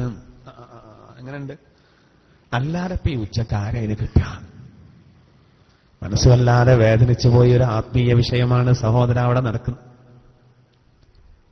ഞാൻ ഉടനെ തന്നെ ഉത്തരവാദപ്പെട്ട വേറെ ആളെ ഇത് തെറ്റിയപ്പെടുത്തി, ഇത് ഞാൻ നടക്കാൻ പാടില്ല. അയാൾ പറഞ്ഞ നേർച്ച നടക്കൂലെന്ന്. ഞാൻ പറഞ്ഞ നേർച്ച നടന്നോട്ടെ, നേർച്ചക്കല്ല പ്രശ്നം. ചെമ്പന്ത് വായിച്ചു, നേർച്ചക്കല്ല പ്രശ്നം. ഇങ്ങനെ സജീവാകാൻ ഇങ്ങനത്തെ ആൾക്കാരെന്നും അത് കൊടുത്തിട്ട് കൊണ്ടുവരേണ്ട ആവശ്യമില്ല. അങ്ങനെയുള്ള തീരുമാനിക്കണ്ട. അത് മരിച്ചുപോയി, അള്ളാഹു മഗ്ഫിറത്ത് നൽകുമാറാവട്ടെ. സഹോദര, നമ്മൾ ചിന്തിക്കണം, വളരെ ഗൗരവത്തിലെടുക്കണം. ലഹരി വസ്തുക്കളുടെ ഉപയോഗമാണ് ഇന്ന് നമ്മുടെ മക്കൾ പഴക്കാനുള്ള കാരണം. ഇപ്പൊ കഞ്ചാവ് വലിയൊരു സംഭവമല്ല. കഞ്ചാവ് ശരിക്കും ഉപയോഗിച്ചവർ പറയുന്നത് കേൾക്കാം. എന്ത്? പുഴയിൽ നീന്തുന്നത് പോലെ, അല്ലെങ്കിൽ അവന് ആകാശത്തിലൂടെ പറക്കുന്ന പോലെ. അതാണ് ചില പൊട്ടന്മാരിങ്ങനെ ഈ മയക്കുമരുന്ന് ഉപയോഗിച്ച് വെറുതെ ഇരുന്ന് ഇങ്ങനെ ചിരിക്കും. നമ്മൾ ക്ലാസ് കഴിഞ്ഞൊക്കെ പോകുമ്പോൾ കാണാൻ ചില വെയിറ്റിംഗ് ഷെഡിലൊക്കെ ചില ആൾക്കാർ ഇങ്ങനെ ഇരിക്കണം, എല്ലാം ഉപയോഗിച്ചിരിക്കണം. ഓൻ വേറെ ഏതോ ലോകത്തേക്കാണ്, ഒരു പൊട്ടൻ ചെറി ഇങ്ങനെ ചിരിക്കണമാണ്. ഓ, ഇത് നല്ല ഉപയോഗിച്ചതാണ്. ഇന്ത്യയിൽ ഏറ്റവും കൂടുതൽ കഞ്ചാവ് ഉപയോഗിക്കുന്നവർ കേരളത്തിലാണത്രേ. അള്ളാഹു നമ്മുടെ സഹോദരങ്ങളെ കാത്തുരക്ഷിക്കുമാറാവട്ടെ. ഈ കാറുകളുടെ കൂട്ടത്തിലുണ്ട് ഒരു രാജാവ്, അംബാസഡർ, പണ്ടത്തെ എന്നതുപോലെ ഓപ്പിയം, കറുപ്പ് എന്ന് പറയില്ലേ, മയക്കുമരുന്നിന്റെ വിഷയത്തിലെ രാജാവല്ലേ അത്? അതിന് എത്ര കോടികൾ ചെലവാക്കാൻ, അത് വിപണനം നടത്താൻ ലോകത്ത് ആളുകൾ തയ്യാറാണ്.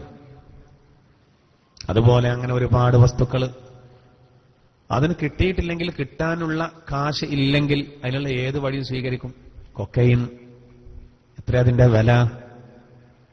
ആളുകൾ വളരെയധികം അത് ഉപയോഗിക്കുന്നു. ആഫ്രിക്കയിലാണ് അതിന്റെ ജന്മനാട്. വിപണനം നടത്തും ഏറ്റവും കൂടുതൽ ഉപയോഗിക്കുന്നത് അമേരിക്കയിലാണ്. നമ്മുടെ രാജ്യത്തും അത് ഉപയോഗിക്കുന്നു. മയക്കുമരുന്ന് പല ഇനങ്ങൾ. ചിലത് കാഴ്ചയെ നഷ്ടപ്പെടുത്തും, ചിലത് കേൾവിയെ നഷ്ടപ്പെടുത്തും. അങ്ങനെയുള്ളതൊക്കെ ഉണ്ട്.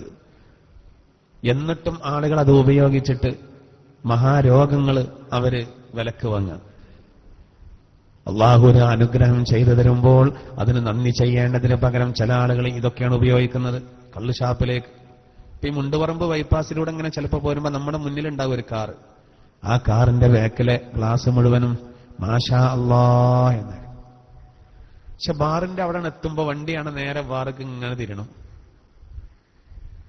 ഇപ്പൊ നമ്മൾ അറിയാതെ പറഞ്ഞു പോവും മാഷാ അല്ലാ. എവിടേക്കാ? ചായ കുടിക്കാനല്ലല്ലോ ബാറ് പോകുന്നത്. ബാറിന്റെ മുന്നിൽ നിർത്തിയിട്ട ഓട്ടോയുടെ പിന്നിൽ തവക്കൽത്തു അലല്ലാ, അള്ളാഹുവിലേക്ക് തവക്കുലാക്കിയിട്ട് വണ്ടി കണ്ടപ്പോ ഇവിടെ വണ്ടിനെ പറഞ്ഞിട്ട് കാര്യമില്ല, കൊണ്ടുപോകുന്ന ആളുകളുടെ രീതിയാണ്. നല്ല നല്ല ചിഹ്നങ്ങളെ ചൂഷണം ചെയ്യാൻ ബാറിന്റെ സിനിമാ ഹാളിന്റെ മുന്നിൽ ഒതുക്കിയിട്ട ഓട്ടോയുടെ ബാക്കിൽ 786. ഈ സിനിമാളുടെ മുറ്റത്തൊക്കെ മലപ്പുറത്ത് ഞാൻ പോകുമ്പോ ഇങ്ങനെ ശ്രദ്ധിക്കുമ്പോഴേ എത്ര അടുപ്പിച്ച വണ്ടി നിർത്തിക്ക് അറിയോ? കൊണ്ടുപോയിട്ട് ഇങ്ങനെ വെച്ചിട്ട് പോകുന്നവർക്ക് തോന്നും നമുക്ക്. ഇങ്ങനെ എടുത്ത് വെച്ചിട്ട് അത്രയും അച്ചടക്കാണ്. പരമാവധി ആളുകൾക്ക് കാണാനുള്ള സൗകര്യം ചെയ്തു കൊടുക്കാൻ. എന്നാൽ അങ്ങാടിയിൽ വണ്ടി നിർത്തുമ്പോൾ പരമാവധി മറ്റുള്ളവരെ ശല്യം ചെയ്യേണ്ട രൂപത്തിലേ നിർത്തുള്ളൂ. അവിടെ അങ്ങനല്ല, അവിടെ ഒറ്റക്കെട്ട. നല്ല ചിഹ്നങ്ങളാണ് സഹോദര. ചന്ദ്രക്കല, നക്ഷത്രവും ചന്ദ്രക്കലയും വെച്ചിട്ട് ഇതൊക്കെ നമ്മൾ കാണുന്നതാണ്. ഒരു ഭാഗത്ത് അള്ളാഹു, ഒരു ഭാഗത്ത് മുഹമ്മദ് സല്ലല്ലാഹു അലൈഹി വസല്ലം. നമ്മൾ ചിന്തിക്കണം, വളരെ ഗൗരവത്തിലെടുക്കണം. ഒരു കുട്ടിയുണ്ടായാൽ അതിന്റെ പേരിൽ കള്ള് കുടിക്കുന്നവർ, ഒരു കുട്ടി ഉണ്ടായാൽ ചെലവ് ചെയ്യാൻ കേട്ടോ. ബ്രോസ്റ്റാണെങ്കിൽ നമുക്ക് പറഞ്ഞാൽ മനസ്സിലാവും. ബ്രോസ്റ്റ് അല്ല, കള്ള്, മദ്യഷാപ്പ്. കുട്ടി ആൺകുട്ടിയാണെങ്കിൽ വലിയ കുപ്പി, കുട്ടി ആൺകുട്ടിയാണെങ്കിൽ കുറച്ചും കൂടി വലിയ കുപ്പി. പാസ്പോർട്ട് ശരിയായ വകയിൽ, വിസ ശരിയായ വകയിൽ. മകളെ കല്യാണം ശരിയായ അന്ന് വാപ്പ നല്ല കുടിച്ചോർക്കെ ഒരു സ്ഥലത്ത്. കുട്ടികൾ പറയാം, മുടക്കിയാള് ഇതുവരെ ഇടങ്ങേറാക്കിയാണിട്ട് ശരിയായി നിക്കാണ്ട് കഴിഞ്ഞ് അന്ന് പേറ്റം കൂടി, നീ മുടക്കേണ്ട പേടില്ലല്ലോ, സംഗതിയാണ് ലെവലായി എന്നുള്ള. അതുകൊണ്ട് നോക്കൂ, ഇതിനൊക്കെ സാഹചര്യങ്ങളാണ് പലപ്പോഴും പഴപ്പിക്കുന്നത്. കുട്ടികളുടെ കാര്യത്തിൽ ശ്രദ്ധിക്കണം. കുട്ടികളെ കറങ്ങാൻ സമ്മതിക്കരുത് രാത്രി. കുട്ടികളുടെ തുണിയിൽ ഓട്ടുണ്ടെങ്കിൽ മനസ്സിലാക്കണം, അവന് സിഗരറ്റ് വരിന്റെ വലിയ പരിപാടിയുണ്ടോ? ക്വസ്റ്റ്യൻ ചെയ്യണം. ശരിക്കും ഒരാലോചന അല്ലാതിരുന്ന് ആലോചിക്കുക. എന്താണോ APJ അബ്ദുൽ കലാമിന്റെ ആർക്ക് സ്വപ്നം കാണാൻ? അല്ലല്ല, ഓൻ ലഹരി ഉപയോഗിച്ചിട്ടുണ്ടോ എന്ന് പരിശോധിക്കണം സഹോദര. നമ്മൾ വളരെയധികം കണ്ണ് ഇന്ന് ഇല്ലെങ്കിൽ ആകെ അപകടത്തിൽപ്പെടും. കാരണം ഈ കുട്ടികൾ നമ്മളെ പഠിക്കും. നാളെ മക്കളല്ലേ, കുറച്ചൊക്കെ അങ്ങനെ ഉണ്ടാവും എന്ന് പറയരുത്. നാളെ ആ മക്കളെ വിട്ട് നമ്മൾ ഓടും. വെറുതെ എന്തിനായി നിൽക്കണം? ആർക്കും ആരും നോക്കാൻ നേരം ഉണ്ടാവില്ല. അതുപോലെ സഹോദര, നമ്മൾ ഏറ്റവും കൂടുതൽ നമ്മൾ കുടുങ്ങുന്ന എവിടെ? മക്കളുടെ വിഷയത്തിലാണ് നമ്മൾ കാരണം അല്ലാഹു തആല ഖുർആനിൽ തന്നെ പറഞ്ഞത്, ഇന്നമാ അംവാലുക്കും വ ഔലാദുക്കും ഫിത്ന. നിങ്ങളുടെ മക്കളും സമ്പത്തും നിങ്ങൾക്ക് വലിയ പരീക്ഷണമാണ്. വലിയ ഫിത്ന. അങ്ങനെ പറയാൻ കാരണം എന്താ? മുതൽ കാരണം ഒരാൾ പഴച്ചു പോകും, മക്കൾ കാരണവും പഴച്ചു പോകും. സമ്പത്ത് കാരണം ഒരാൾ പഴക്കാൻ സാധ്യതയുണ്ട്. അവന്റെ ഹൃദയം കാഠിന്യമാകും മുതൽ കാരണം. ചിലർക്ക് മുതലുണ്ടാവുമ്പോൾ ഞാൻ റബ്ബാണെന്ന് പ്രഖ്യാപിക്കും. അഹങ്കാരം കൂടും അവനിക്ക്. അത് വലിയ പരീക്ഷണ. ഫിറൗൻ അങ്ങനെയാണ് പഴച്ചത്, ഖാറൂൻ അങ്ങനെയാണ് പഴച്ചത്, അബൂലഹബും അതുപോലെ അബൂജഹലും അങ്ങനെയാണ് പഴച്ചത്, നമ്രൂദ് അങ്ങനെയാണ് പഴച്ചത്. മുതലാ പഴപ്പിച്ചത്. ചിലർക്ക് മക്കളായിരിക്കും. നിങ്ങളുടെ മക്കൾ നിങ്ങൾക്ക് ഫിത്നയാണ് എന്നാണ്. മക്കൾ വലിയ ധാനാണ്, പക്ഷെ മക്കൾ ഫിത്നയാണ്. ഇതെങ്ങനെ രണ്ടും കൂടി യോജിക്കാം? ഇന്നമാ അംവാലുക്കും വ ഔലാദുക്കും ഫിത്ന. നിങ്ങളുടെ സന്താനങ്ങളും നിങ്ങളുടെ സമ്പത്തും നിങ്ങൾക്ക് പരീക്ഷണമാണ്. ആ പരീക്ഷണത്തിൽ വിജയിക്കണം. മക്കൾ വലിയ പരീക്ഷണമാണ്. മക്കൾ കാരണം ഒരാൾ വിജയിക്കും, മക്കൾ കാരണം ഒരാൾ പരാജയപ്പെടും ചെയ്യും. രണ്ടുണ്ടാവും. അതുകൊണ്ടാണ് മക്കൾ വലിയ പരീക്ഷണമാണെന്ന് പറഞ്ഞത്. ഇസ്മായിൽ എന്ന കുട്ടി ഏതുപോലെയായിരുന്നു ഇബ്രാഹിം നബിക്ക്, അതുപോലെ ആകണം. എന്നാ രക്ഷപ്പെട്ടു. ഇസ്മായിൽ എന്ന ആ കുട്ടിയുടെ ഇതാണ് നമ്മൾ പഠിക്കേണ്ടത്. സഹോദര, സ്വന്തം മക്കളെ വിട്ടുപോടും മാതാപിതാക്കളെ വിട്ടുപോടുന്ന അർത്ഥം വെച്ച് പോയാൽ പോരാ. ഖലീലുല്ലാഹി ഇബ്രാഹിം നബിയുടെ പൊന്നോമന പുത്രൻ ഇസ്മായിൽ എന്ന കുട്ടിയുടെ ആ അവസ്ഥയാണ് നമ്മുടെ മക്കൾക്ക് വേണ്ടത്. അള്ളാഹു നമുക്കതിന് തൗഫീക്ക് നൽകുമാറാവട്ടെ. അതുകൊണ്ടാണ് അള്ളാഹു അൽ ഫുർഖാൻ സൂറത്തിൽ നമ്മളോട് ഇങ്ങനെ ദുആർക്കാൻ പറഞ്ഞത്, റബ്ബനാ ഹബ് ലനാ മിൻ അസ്വാജിനാ വദുർരിയാതിനാ ഖുർറത അഅ്യുനിൻ വജഅൽനാ ലിൽ മുത്തഖീന ഇമാമാ. അള്ളാഹുവിന്റെ യഥാർത്ഥ അടിമകളുടെ അവസ്ഥ അള്ളാഹു ഖുർആനിൽ പറയുന്നുണ്ട്. വഇബാദുർ റഹ്മാൻ, റഹ്മാനായ അള്ളാഹുവിന്റെ യഥാർത്ഥ അടിമകളാരാ എന്ന് പറഞ്ഞ് അവരുടെ അടയാളങ്ങൾ അള്ളാഹു പറയുന്നുണ്ട്. സുപ്രധാനമായ 12 അടയാളങ്ങൾ പറയുന്നുണ്ട്. ആ 12 അടയാളങ്ങളിൽ ഒന്നെന്താ? അള്ളാഹുവിന്റെ യഥാർത്ഥ അടിമകള്, റഹ്മാനായ അള്ളാഹുവിന്റെ യഥാർത്ഥ അടിമകള് ദുആ ചെയ്യുമെന്ത്? റബ്ബനാ ഹബ് ലനാ മിൻ അസ്വാജിനാ വദുർരിയാതിനാ ഖുർറത അഅ്യുൻ, സന്താനങ്ങളിലും അതുപോലെ ഇണകളിലും കണ്ണിന് കുളിർമയുള്ളത് നൽകണേ. അത് എപ്പോഴും ദ്വാരക്കണം എന്നാണ്. അപ്പോഴാണ് നമുക്ക് സ്വാലിഹീങ്ങളായ മക്കളുണ്ടാകുക. കല്യാണം കഴിക്കുന്നതിന് മുമ്പ് തന്നെ ദ്വാരക്കാൻ തുടങ്ങണം. എന്നാലാണ് സ്വാലിഹീങ്ങളായ ഇണകളെ ലഭിക്കുക. ഒരു പുരുഷനെ സംബന്ധിച്ചിടത്തോളം ഭാര്യ നന്നാവുക എന്നതും ഒരു പെണ്ണിനെ സംബന്ധിച്ചിടത്തോളം തന്റെ ഭർത്താവ് നന്നാവുക എന്നതും വളരെ പ്രധാനപ്പെട്ടതാണ്. അതില്ലെങ്കിൽ പോയില്ലേ ജീവിതത്തിന് സമാധാനം നഷ്ടപ്പെട്ടില്ലേ, ദുന്യാവും ആഖിറവും നഷ്ടപ്പെടുന്ന അവസ്ഥ വരും.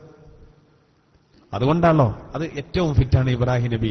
ഇസ്മായിൽ എന്ന കുട്ടിയോട് ചോദിച്ചില്ലേ, എടാ മോനെ, ഇന്നി അറാഫിൽ മനാമി അന്നി അദ്ബഹുക്, നിന്നെ അറുക്കണമെന്ന് ഞാൻ സ്വപ്നത്തിലൂടെ കണ്ടിട്ടുണ്ട്, അള്ളാന്റെ കൽപ്പന ഉണ്ട്. ഫൻളുർ മാദാ തറ, എന്റെ അഭിപ്രായം എന്താണ് നോക്കണം നിങ്ങൾ.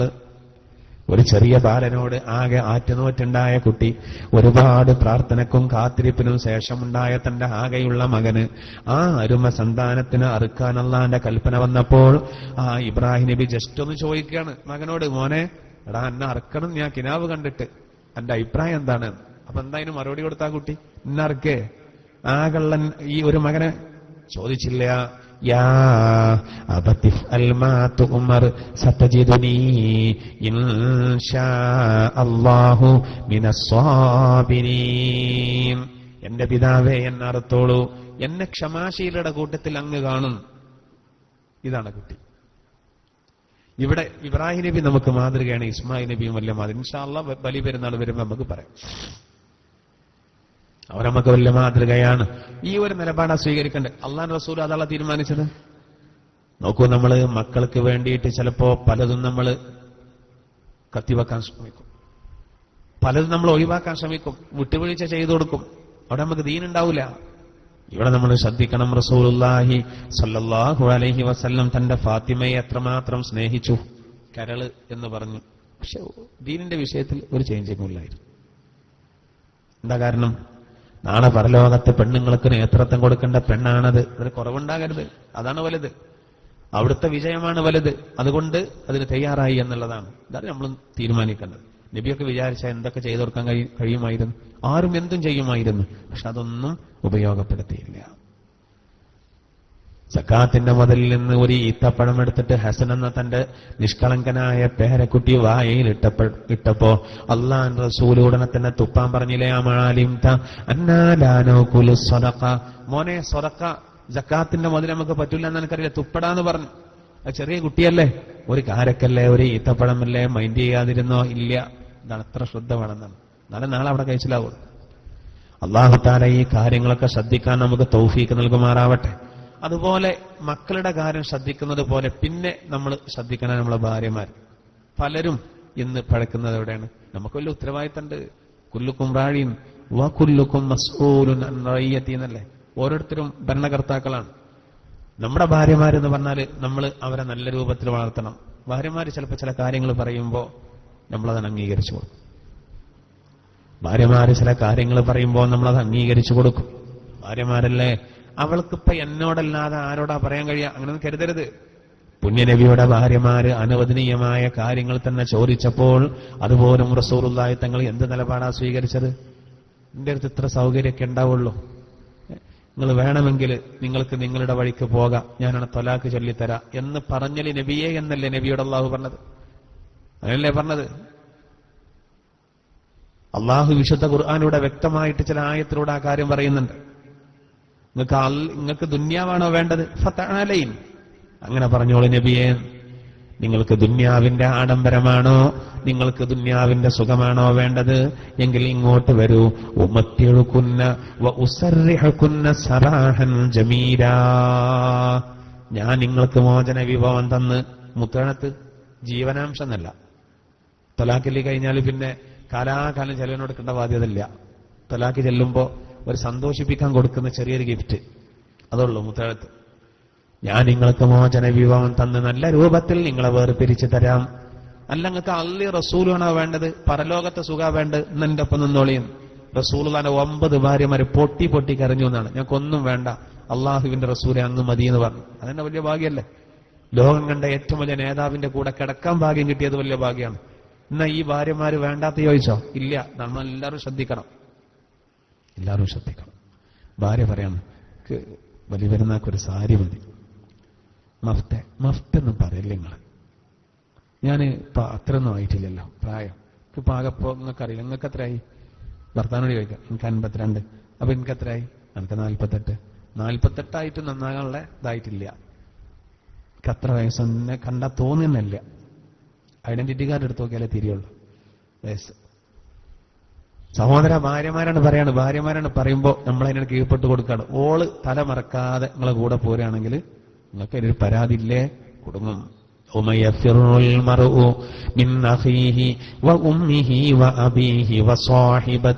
ഭാര്യനെ വിട്ടുപോടും. നാളെ പരലോകത്തോളം കഴിച്ചിലാക്കാൻ കഴിയില്ല. ഇവിടെ പട്ടി പിന്നാലെ കൂടിയാൽ നമ്മൾ എന്ത് ചെയ്യും? ഓളെ രക്ഷപ്പെടുത്താൻ നോക്കും. നമ്മൾ ഓടൂല, എന്റെ ഭാര്യക്കൊന്നും പറ്റരുതെന്നുള്ള ചിന്ത ഉണ്ടാവും. സഹോദര, നാളെ പരലോകത്തതുണ്ടാവൂല. അതുകൊണ്ട് ആ അവസ്ഥയിലേക്ക് അവരെത്തിക്കരുത്. നമ്മൾ കുടുങ്ങിയാൽ ഭാര്യക്ക് നമ്മളെ രക്ഷപ്പെടുത്താൻ കഴിയോ? ഇല്ല. പിന്നെ എന്തിനു വേണം? എന്തിനാ നമ്മളിത് ചെയ്യുന്നത്? ചിന്തിക്കണം സഹോദര. ഭാര്യ പറയാണ്, നമുക്കൊന്ന് സിനിമ ഹാളിൽ പോകല്ല, മറ്റേ ഒന്ന് കാണാൻ. ആ മറ്റേ പുതിയ പടം പത്രത്തിൽ കണ്ടു നിങ്ങളതിന്റെ പരസ്യം. എടി ഇവിടെ നിന്ന് കണ്ടാ പോരെ ടിവിയില്. അത് സിനിമ ഹാളിൽ പോയാൽ അതിന്റെ രസം ഒന്ന് വേറെ തന്നെയാണ്. സഹോദര, കുടുംബസമേത ഇവര് പോവുകയാണ്. ഇവരെ ആത്മാവിനെ പിടിക്കുന്നത് സിനിമ ഹാളെന്നാണ്. ഈ പത്രത്തിൽ വരും, സിനിമ ഹാളിൽ നിന്ന് മരിച്ചു മുഹമ്മദ് 48 മുഹമ്മദല്ല, അവന്റെ വയസ്സാണത് ബ്രാക്കറ്റിൽ. നിങ്ങൾ ചിന്തിച്ചു നോക്കൂ, ഇവിടെ ഭാര്യയ്ക്ക് വേണ്ടിയിട്ടാണ് ആ തെറ്റേന്ന്. പിന്നെ ഇപ്പം മാറില്ലല്ലോ. പണ്ടൊക്കെ മലപ്പുറത്ത് ആ പുതിയ സ്റ്റാൻഡിന്റെ അവിടെയുള്ള സിനിമകൾക്ക് ഒരാൾ വരികയാണെങ്കിൽ എന്തെയും നാട്ടുകാരെങ്കിലും കാണാവോ എന്ന് കരുതിയും എല്ലാം ഇങ്ങനെ വരും. ആ മേലെന്ന് കുന്നുമെന്നിറങ്ങി അതിന്റെ അടിയിൽ തന്റെ അയൽവാസിനെ കണ്ടാൽ ജെടുക്കാഴ്ച ഞാൻ അറിയും. എന്നിട്ട് പോലീസ് സ്റ്റേഷന്റെ അവിടെ പോരും. പാണ്ടാറം ഇപ്പൊ തന്നെ കട്ടക്കാലം എന്നൊക്കെ കരുതിയാണ്. അങ്ങനെ ഓൻ പോയിക്കൊന്ന് കരുതിയാണ്ട് പിന്നെ പോലീസ് സ്റ്റേഷന്റെ അവിടെ നിന്ന് പിന്നെ അങ്ങോട്ട് അങ്ങനെ പോകുമ്പോൾ തുണിക്കടയും തുണിക്കുപ്പായ എടുത്താണ്ട് എന്റെ അയൽവാസി ജന്ത എവിടെ ഞാൻ അറിയും. പിന്നെ നേരെ ഇങ്ങോട്ട് കുന്നുമക്ക് ഇങ്ങോട്ട് പോരും. ആ നവോദയന്റെ അവിടെ അങ്ങനെ വന്ന് പിന്നെ അങ്ങനെ കറങ്ങിയിട്ട് പിന്നെയും താഴത്തേക്ക് ഇറങ്ങി പോകും. അങ്ങനെ ഒരു 10-15 വട്ടം നടക്കേണ്ടി വരും അങ്ങോട്ടും ഇങ്ങോട്ടും. അതിന്റെ അടി മെല്ലണം കയറും സിനിമകൾക്ക്. അതൊരു കാലം ഉണ്ടായിരുന്നു, ഒന്നും മറല്ല. ഇന്നിപ്പോ നമ്മളിപ്പോ എവിടുന്ന വരുന്ന വെച്ചാൽ ഞാനേ പുതിയൊരു പടം ഇറങ്ങിയിരിക്കണം, അറിഞ്ഞില്ലേ, ഞാൻ അവിടുന്ന് വരികയാണെന്ന് പറയും. ഇത്രക്കും അന്തല്ലാതായി. കടപ്പുറം ഏറിയയിൽ പിന്നെ ജോലി ചെയ്യുന്ന എന്റെ ഒരു സുഹൃത്ത് പറഞ്ഞു, പള്ളിക്കത്തെ മുദരീസാണ്. മുദരീസിനോട് ഒരു കടപ്പുറത്ത് ജീവിക്കുന്ന ഒരു സഹോദരൻ പറഞ്ഞു, അത്ര ഉസ്താദെ ഒരു പുതിയ പടം ഇറങ്ങി ഒന്ന് പോയിരുന്നു ചോദിച്ചു. അപ്പൊ നല്ല മീൻ കിട്ടിയിരുന്നു, നല്ല ഹാപ്പിയില. അപ്പൊ ആ സന്തോഷത്തിലാണ് സിനിമ കാണാൻ പോകുന്നത്. പള്ളിക്കത്തെ ഉസ്താനിയും വിളിച്ചു.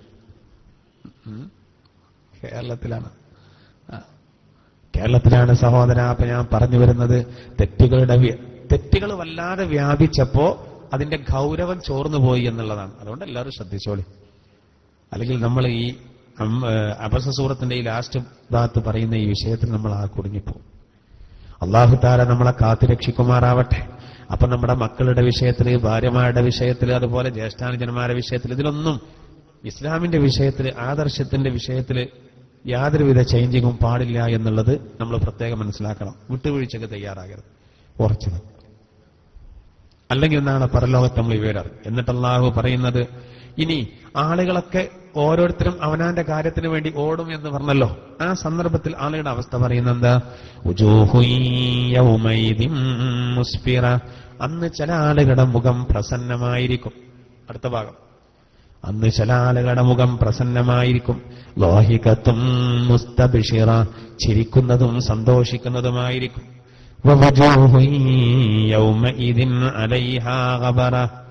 ചില മുഖങ്ങളോ ആ മുഖങ്ങളുടെ മേലിൽ പൊടി പുരണ്ടിരിക്കും. തർഹഖുഹാ ഖതറ, ഇരുട്ട് ആകെ അതിനെ വലയം ചെയ്തിരിക്കും. ശ്രദ്ധിക്കണം, അല്ലാഹു ഖുർആനിലൂടെ പറയാൻ, പൊടി പുരണ്ടിരിക്കും, ഇരുട്ട് ആകെ വലയം ചെയ്തിരിക്കും. ഉലൈക ഹുമുൽ കഫറത്തുൽ ഫജറ, അവര് ദുർനടപ്പുകാരായ സത്യനിഷേധികളാകുന്നു. അള്ളാഹു ആദ്യം പറഞ്ഞ വിഭാഗത്തിൽ നമ്മളെ ഉൾപ്പെടുത്തുമാറാവട്ടെ. സഹോദര, ഓരോരുത്തരും അവരവിടെ കാര്യത്തിന് വേണ്ടി ഓടുന്ന ആ സമയം ആർക്കും ആരെയും നോക്കാൻ നേരല്ല. ആ സമയത്ത് അള്ളാഹു പറയുന്നു, മുസ്ഫിറ, അന്ന് ചില ആളുകൾ മുഖം പ്രസന്നമായിരിക്കും, ചില ആളുകളുടെ മുഖം പ്രസന്നമായിരിക്കും. മാത്രമല്ല ലാഹികത്തും മുസ്തബിഷിറ, സന്തോഷിക്കുന്നതും ചിരിക്കുന്നതുമായിരിക്കും. എന്താ? അവർക്ക് ഈമാൻ കിട്ടിയിട്ടുണ്ട്, അവർ നാളെ പരലോകത്ത് വിജയികളാണ്, അവർ നല്ല റാഹത്തിലാണ്. ഓ, ആ അവസ്ഥ പറഞ്ഞറിയിക്കാൻ കഴിയില്ല, വല്ലാത്ത സന്തോഷത്തിലാണ്. ഹദാ മാ വഅദർ റഹ്മാനു വസദഖൽ മുർസലൂൻ. യാസീൻ സൂറത്തിലെ ഈ ആയത്ത് ഇങ്ങനെ ഓതി നടക്കും അത്രേ മാശറയിലൂടെ. യാസീൻ ഖുർആന്റെ ഹൃദയമാണല്ലോ. നമ്മളെ പെരിങ്ങോട്ട് പോലത്തെ ഖുർആൻ ക്ലാസ്സിൽ നാളെ യാസീൻ തുടങ്ങാം. അവിടെ ആ ഭാഗത്ത് നിന്നാ തുടങ്ങുന്നുണ്ട്. ഫാത്തിഹ കഴിഞ്ഞു, നാളെ യാസീൻ തുടങ്ങുകയാണ്. പഠിക്കണം എന്നുള്ള സഹോദരങ്ങൾക്ക് ഉദ്ദേശിക്കുന്നവർക്ക് നല്ല സൗകര്യമാണ്. നിങ്ങൾ നാളെ വരിക സുബൈക്ക്. യാസീന്റെ മഹത്വം നാളെ കേൾക്കാം. നമ്മളിങ്ങനെ യാസീൻ എന്ന് പറഞ്ഞു പോകുമല്ലോ. യാസീൻ ഒരു സംഭവമാണ്. 22 ഖത്ത് ഓതിയ കൂലിയാണ് ഒരൊറ്റ യാസീന് കിട്ടുന്നത്. അറിഞ്ഞാലല്ലേ ഇതൊക്കെ ചെയ്യാം. നാളെ അവിടെ പറയും ഇൻഷാ അല്ലാഹ്. അവിടെ യാസീൻ തുടങ്ങുകയാണ്. ഖുർആന്റെ ഹൃദയമാണല്ലോ. വരുന്ന ആളുകൾ ഈ സദസ്സിലുണ്ട്, ഞാനൊന്ന് ഓർമ്മപ്പെടുത്തിയതാണ്. നഷ്ടപ്പെടുത്തണ്ട, ചാൻസ് നഷ്ടപ്പെടുത്തണ്ട. ഇതിനാണ് നമ്മൾ അങ്ങോട്ടും ഇങ്ങോട്ടും പരക്കം പായേണ്ടത്. അധികം അറിയില്ല. കഴിഞ്ഞ ക്ലാസ്സിൽ ഞാൻ പറഞ്ഞില്ലേ, ഈ ഇരുത്തത്തിൽ ഓരോ സെക്കൻഡുകളും വലിയ ഹസനത്തായിട്ട് നമുക്ക് എഴുതപ്പെടുന്നുണ്ട്. അള്ളാഹു കബൂലാക്കുമാറാവട്ടെ, അള്ളാഹു നമ്മിൽ നിന്ന് സ്വീകരിക്കുമാറാവട്ടെ. നോക്കൂ, യാസീനോട് ബന്ധം വേണം. അപ്പൊ നാളെ പരലോകത്ത് നമ്മൾ ഓതുമെന്ത്? മഹ്ശറയിലൂടെ നമ്മൾ ഓതിപ്പോകും എന്ത്? ഹദാ മാ വഅദർ റഹ്മാനു വസദഖൽ മുർസലൂൻ. നിങ്ങൾക്ക് പേടില്ല, വളരെ ഹാപ്പിയിലാണ്. ആളുകൾ പരക്കം വായാണ്, തീരുമാനമായി. ഓന്റെ കയ്യിൽ, വലത് കയ്യിൽ ഗ്രന്ഥം കിട്ടി. ഇതൊക്കെ പ്രവാചകന്മാര് നേരത്തെ പറഞ്ഞ കാര്യമാണ്. അള്ളാഹു റഹ്മാനായ റബ്ബ് വാഗ്ദത്തം ചെയ്താണത്. ഇതൊക്കെ നേരത്തെ എന്ത് ചെയ്താണ് നമുക്ക് മനസ്സിലാക്കാൻ കഴിഞ്ഞതാണ്. പ്രവാചകന്മാര് സത്യം പറഞ്ഞതാണ്. ഇതൊക്കെ ഞങ്ങൾക്കറിയാം അങ്ങനെ ഒരു ദിവസം വരും. ഒരു ദുന്യാവിന്ന് പേടിച്ച് ജീവിച്ചവരാ. അവർക്ക് നാളെ ഒരു പേടിയില്ല, ഒരു നല്ല സന്തോഷത്തിലാണ്. വലിമൻ ഖാഫ മഖാമ റബ്ബിഹി ജന്നതാൻ. റബ്ബിന്റെ സന്നിധിയെ ഭയപ്പെട്ട ആളുകൾക്ക് 2 സ്വർഗത്തോപ്പുകളുണ്ട്. ഇപ്പൊ നമ്മൾ പേടിക്കണം, റബ്ബിലേക്ക് നമ്മൾ മടക്കപ്പെടും എന്നുള്ള ആ സംഗതിയെ പറ്റി ഓർമ്മ വേണം. ആ ഭയം നമുക്കുണ്ടെങ്കിൽ ഒരിക്കലും നമ്മൾ നമ്മുടെ ഭാഗത്തു നിന്നുള്ള വിലക്കിയ കാര്യങ്ങൾ വരൂല. പിന്നെ മാനുഷികമായിട്ട് ചെറിയ എന്തെങ്കിലുമൊക്കെ വീഴ്ചകൾ വന്നാൽ അത് പൊറുക്കപ്പെടാനുള്ള വഴികളുണ്ട്. അന്ന് ചില ആളുകൾ വല്ലാത്ത സന്തോഷത്തിലാണ്, ചിരിക്കുന്നവരാണ്. അള്ളാഹു ആ കൂട്ടത്തിൽ നമ്മെ ഉൾപ്പെടുത്തുമാറാവട്ടെ. ഇതൊക്കെ വ്യത്യസ്ത ഘട്ടങ്ങളിലാട്ടോ. സൂറന്ന കാലത്തിൽ ഊതിറ്റാൻ എഴുന്നേറ്റ് വരേണ്ട സന്ദർഭം ഒരു പരക്കം വാച്ചിലായിരിക്കും എല്ലാവരും. യഖ്റുജൂന മിനൽ, പിന്നെ ആ എഴുന്നേറ്റ ഉടനെ പാറ്റകളെ പോലെ ആയിരിക്കുന്നതാണ്. പിന്നെ അവരെന്താവും? ഒരു നാട്ടക്കുറി ലക്ഷ്യമാക്കി നീങ്ങുന്നവരെ പോലെ ഒന്നാണ്. യൗമ യഖ്റുജൂന മിനൽ അജ്ദാസി സിറാഅ കഅന്നഹും ഇലാ നുസ്ബിൻ യൂഫിളൂൻ. ഖുർആൻ പറഞ്ഞില്ലേ, ഒരു നാട്ടക്കുറി ലക്ഷ്യമാക്കി നീങ്ങുന്നവരെ പോലെ അവർ നീങ്ങുന്നവരാണ്. ഒറ്റ പോയിന്റിലേക്ക് ഓടുന്നവരെ പോലെ മഹ്ശറയിലേക്ക് എല്ലാവരും വരും. മുട്ടുകുത്തിയിരിക്കും. ജാസിയ സൂറത്തിൽ പറയുന്നത്, ഭയവിഹ്വലരായിട്ട് എല്ലാവരും മുട്ടുകുത്തിയിരിക്കും. തല ഉയർത്താൻ അവർക്ക് ഭയം. റബ്ബിന്റെ കാരുണ്യത്തെ ഉണർത്തുമ്പോ തല ഉയർത്തും. പക്ഷേ മുഅ്മിനീങ്ങൾക്ക് മാത്രമേ കാരുണ്യമുള്ളൂ എന്ന് പറയുമ്പോൾ സത്യനിഷേധികളെ തല താഴ്ത്തും. മുഅ്മിനീങ്ങൾ നല്ല സന്തോഷത്തിലാണ്. അള്ളാഹു ആ കൂട്ടത്തിൽ നമ്മെ ഉൾപ്പെടുത്തുമാറാവട്ടെ. നമുക്കറിയാലോ, നമ്മളൊരു ദുരന്തമുഖത്ത് എത്തിപ്പെട്ടാല്, നമ്മളൊരു ബസ്സിൽ യാത്ര ചെയ്യാണ്, കുടുംബസമേതം ബസ് മറിഞ്ഞ് കത്താൻ തുടങ്ങി. ഒരു വിധത്തിൽ നമ്മൾ പുറത്തേക്ക് ചാടി രക്ഷപ്പെട്ടു. ആ പുറത്തേക്ക് രക്ഷപ്പെടുമ്പോ എന്റെ ഭാര്യ രക്ഷപ്പെട്ടാവോ, നമ്മൾ ബാക്കിലായിരിക്കുന്ന ഭാര്യ മുന്നിലാണ്. ബസ് മറിഞ്ഞിട്ട് കത്തിയാൽ എന്തേക്കാരവസ്ഥ? നമ്മൾ എന്റെ ഭാര്യ മുന്നിലാണ് എന്ന് പറഞ്ഞ് തീയെ കൂടി ഓടാൻ നോക്കൂല, പുറത്തി ആടാനാ നോക്കുക. ദുന്യാവിലൊരു ദുരന്തം വരുമ്പോ സ്വന്തം കാര്യം. അപ്പോൾ പിന്നെ ഭാര്യനെ വിട്ടോടും മക്കളെ വിട്ടോടും എന്ന് പറഞ്ഞില്ല, ആരും സംശയിക്കൂല. ഇത് നോക്കൂ നിങ്ങൾ, നമ്മൾ പുറത്തിറങ്ങി അങ്ങനെ ആലോചിക്കും, പ്രശ്നം എന്റെ ഭാര്യ ഉണ്ടല്ലോ, അതാ ഭാര്യ വരുന്നു. ഭാര്യ പറയാൻ എനിക്കൊന്നും പറ്റിയിട്ടില്ല കേട്ടോ. പരിസരം മറന്ന് കെട്ടിപ്പിടിക്കും അവർ, സന്തോഷം കാരണം. ഒരുപാട് ആളുകൾ കത്തിയപ്പോ ഇവർക്കൊന്നും പറ്റിയിട്ടില്ല.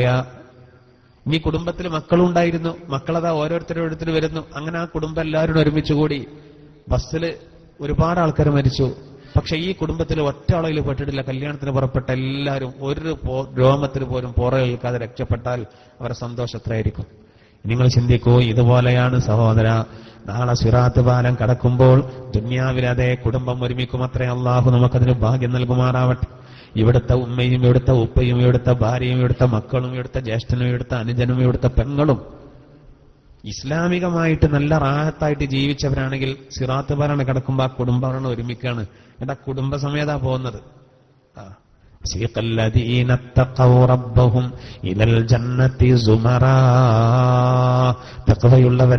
തഖ്വയുള്ളവരെ കൂട്ടം കൂട്ടമായിട്ട് സ്വർഗത്തിലേക്ക് അവരെ ആനയിക്കുമെന്ന്, അവർ ആനയിക്കപ്പെടുമെന്ന് ഖുർആനിൽ അല്ലാഹു പറയുന്നുണ്ട് സൂറത്ത് സുമറിൽ.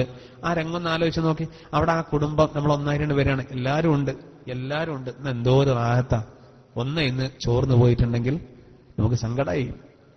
അങ്ങനെ പോണം. അപ്പൊ നല്ല ചിരിയായിരിക്കും, നല്ല ഹാപ്പിയില.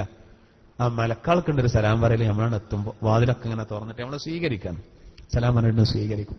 അപ്പൊ നമുക്കുണ്ടൊരു പറച്ചില്, അൽഹംദുലില്ലാഹില്ലദീ സദഖനാ വഅദ, വാഗ്ദത്തത്തെ സാക്ഷാത്കരിച്ച അള്ളാഹുവിനിക്കാകുന്നു സർവസ്തോത്രങ്ങളും എന്ന് പറഞ്ഞിട്ട് ആ സ്വർഗത്തിന്റെ മുന്നിൽ വെച്ചിട്ട് വാതിലിന്റെ മുന്നിൽ വെച്ച് മുഅ്മിനീങ്ങൾ കുടുംബസമേതം അൽഹംദുലില്ലാ പറയും.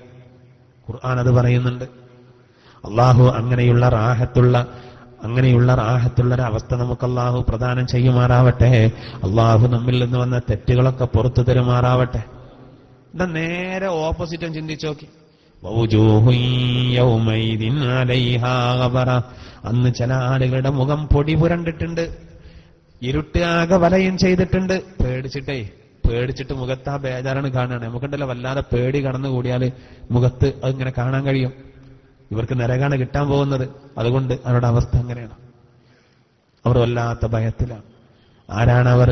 ഉലൈക ഹുമുൽ കഫറത്തുൽ ഫജറ. ദുഷ്പ്രവർത്തനങ്ങൾ ചെയ്ത സത്യനിഷേധികളാണ് ആ കൂട്ടക്കാര്. വേണ്ടാത്ത പ്രവർത്തനങ്ങൾ ചെയ്തു, ഒരിക്കലും യോജിക്കാൻ കഴിയാത്ത തെറ്റുകൾ ചെയ്തു, അള്ളാഹു വിലക്കിയ കാര്യങ്ങൾ ചെയ്തു. അത് കാരണം ഈമാണ്ടെങ്കിൽ പിന്നെ അതിന്റെ ശിക്ഷ കഴിഞ്ഞിട്ടേലും രക്ഷപ്പെടാം. അടിസ്ഥാനപരമായി ഈമാണ്ടെങ്കിൽ ചെയ്ത തെറ്റുകളുടെ ശിക്ഷ കഴിഞ്ഞതിന്റെ ശേഷം അള്ളാഹു തആല സ്വർഗത്തിലേക്ക് കടത്തുന്നതാണ്. പക്ഷെ പറയാൻ പറ്റുമോ? നമുക്ക് സഹിക്കാൻ കഴിയുമോ? ഒരു സെക്കൻഡ് സഹിക്കാൻ കഴിയുമോ ആ ശിക്ഷ? ഇല്ല. അതുകൊണ്ട് തന്നെ അള്ളാഹുവോട് നമ്മൾ നല്ലോണം പൊറുക്കലിനെ തേടുന്ന ഖുർആനെ പരിഗണിച്ചാൽ മതി, ഖുർആനെ അവഗണിക്കരുത്.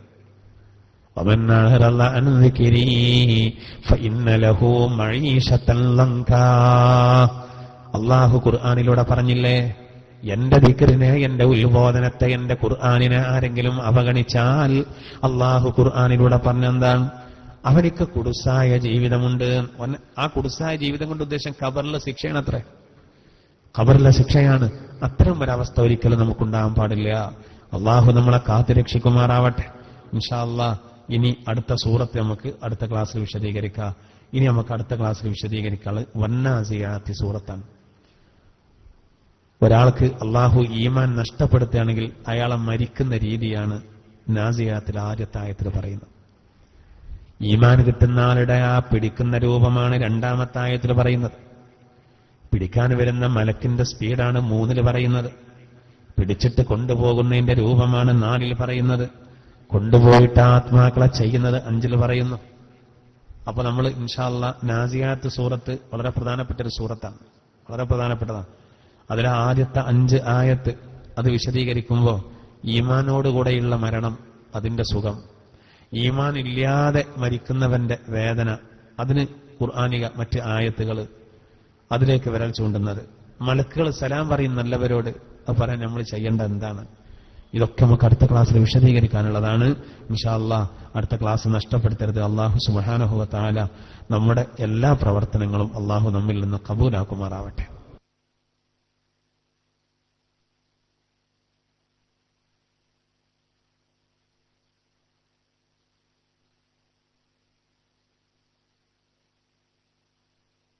ഇന്ന് രാത്രി നമ്മുടെ പള്ളിയിൽ നമ്മുടെ സ്വലാത്ത് മജ്ലിസ് നടക്കുന്നുണ്ട്.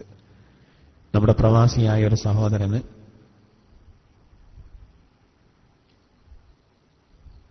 ഒരു 5000 രൂപ അതിലേക്ക് പിന്നെ ഭക്ഷണത്തിന് വേണ്ടി ഖുർആൻ ക്ലാസ്സിൽ നിന്ന് നൽകിയതാണ്. ഒരു 5000 രൂപ പിന്നെ അതിലേക്ക് നൽകിയിട്ടുണ്ട് ഭക്ഷണം കൊടുക്കാൻ വേണ്ടി. അല്ലാഹു തആല നല്ല ആ കാര്യത്തിന്റെ സാഹസിലേക്ക് നൽകുന്നത് അല്ലാഹു സ്വീകരിക്കുമാറാവട്ടെ. അല്ലാഹു അതിന്റെ പ്രതിഫലം പരിപൂർണമായി നൽകുമാറാവട്ടെ. ആ സഹോദരന്റെ നല്ല ഉദ്ദേശങ്ങൾ അല്ലാഹു പൂർത്തീകരിച്ചു കൊടുക്കുമാറാവട്ടെ. ആമീൻ. അതുപോലെ ഇന്ന് നമ്മളെ ചായക്കുള്ള കടി നൽകിയ സഹോദരന് പ്രത്യേകം ദുആരക്കാൻ വേണ്ടി അറിയിച്ചിട്ടുണ്ട്. അല്ലാഹു തആല അത് കബൂലാക്കുമാറാവട്ടെ. അല്ലാഹു അവരുടെ ഉദ്ദേശങ്ങളൊക്കെ പൂർത്തീകരിച്ചു കൊടുക്കുമാറാവട്ടെ. അതുപോലെ മനസ്സിലെ മുറാദ് ഹാസിലാകാൻ വേണ്ടി മരണപ്പെട്ട ഒരു സഹോദരന് വേണ്ടി ഹാസിലാകാൻ വേണ്ടി വേറൊരു സഹോദരനോട് 100 രൂപ നൽകിയിട്ടുണ്ട്. അള്ളാഹു അത് കബൂലാക്കുമാറാവട്ടെ. അള്ളാഹു ആ സഹോദരന്റെ ഉദ്ദേശങ്ങളെ പൂർത്തീകരിച്ചു കൊടുക്കുമാറാവട്ടെ. ആമീൻ എന്ന് പ്രത്യേകം ദുആ ചെയ്യാണ്. ഇന്ന് സ്വലാത്തിൽ പങ്കെടുക്കുന്ന കാര്യം പ്രത്യേകം ശ്രദ്ധിക്കണം. അവസരങ്ങൾ ഉപയോഗപ്പെടുത്തണം.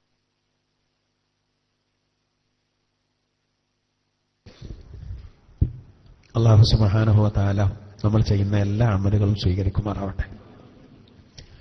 ബിസ്മില്ലാഹിർ റഹ്മാനിർ റഹീം. ഫഅലം അന്നഹു ലാ ഇലാഹ ഇല്ലല്ലാഹ് ലാ ഇലാഹ ഇല്ലല്ലാഹ് ലാ ഇലാഹ ഇല്ലല്ലാഹ് ലാ ഇലാഹ ഇല്ലല്ലാഹ് ലാ ഇലാഹ ഇല്ലല്ലാഹ് ലാ ഇലാഹ ഇല്ലല്ലാഹ് ലാ ഇലാഹ ഇല്ലല്ലാഹ് ലാ ഇലാഹ ഇല്ലല്ലാഹ് ലാ ഇലാഹ ഇല്ലല്ലാഹ് ലാ ഇലാഹ ഇല്ലല്ലാഹ് ലാ ഇലാഹ ഇല്ലല്ലാഹ് ലാ ഇലാഹ ഇല്ലല്ലാഹ് ലാ ഇലാഹ ഇല്ലല്ലാഹ് ലാ ഇലാഹ ഇല്ലല്ലാഹ് ലാ ഇലാഹ ഇല്ലല്ലാഹ്. അസ്തഗ്ഫിറുല്ലാഹൽ അലീം അസ്തഗ്ഫിറുല്ലാഹൽ അലീം അസ്തഗ്ഫിറുല്ലാഹൽ അലീം അസ്തഗ്ഫിറുല്ലാഹൽ അലീം അസ്തഗ്ഫിറുല്ലാഹൽ അലീം അസ്തഗ്ഫിറുല്ലാഹൽ അലീം അസ്തഗ്ഫിറുല്ലാഹൽ അലീം അസ്തഗ്ഫിറുല്ലാഹൽ അലീം അസ്തഗ്ഫിറുല്ലാഹൽ അലീം അസ്തഗ്ഫിറുല്ലാഹൽ അലീം അസ്തഗ്ഫിറുല്ലാഹൽ അലീം. اللهم صل على محمد والآل كلهم وسلم. اللهم صل على محمد والآل كلهم وسلم. اللهم صل على محمد والآل كلهم وسلم. اللهم صل على محمد والآل كلهم وسلم. اللهم صل على محمد والآل كلهم وسلم. اللهم صل على محمد والآل كلهم وسلم. اللهم صل على محمد والآل كلهم وسلم. اللهم صل على محمد. اللهم صل على محمد والآل كلهم وسلم. اللهم صل على محمد والآل كلهم وسلم.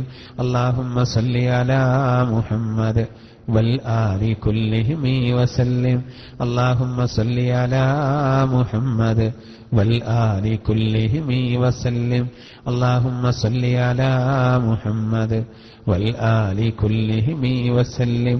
اللهم صل على محمد والآل كلهم وسلم.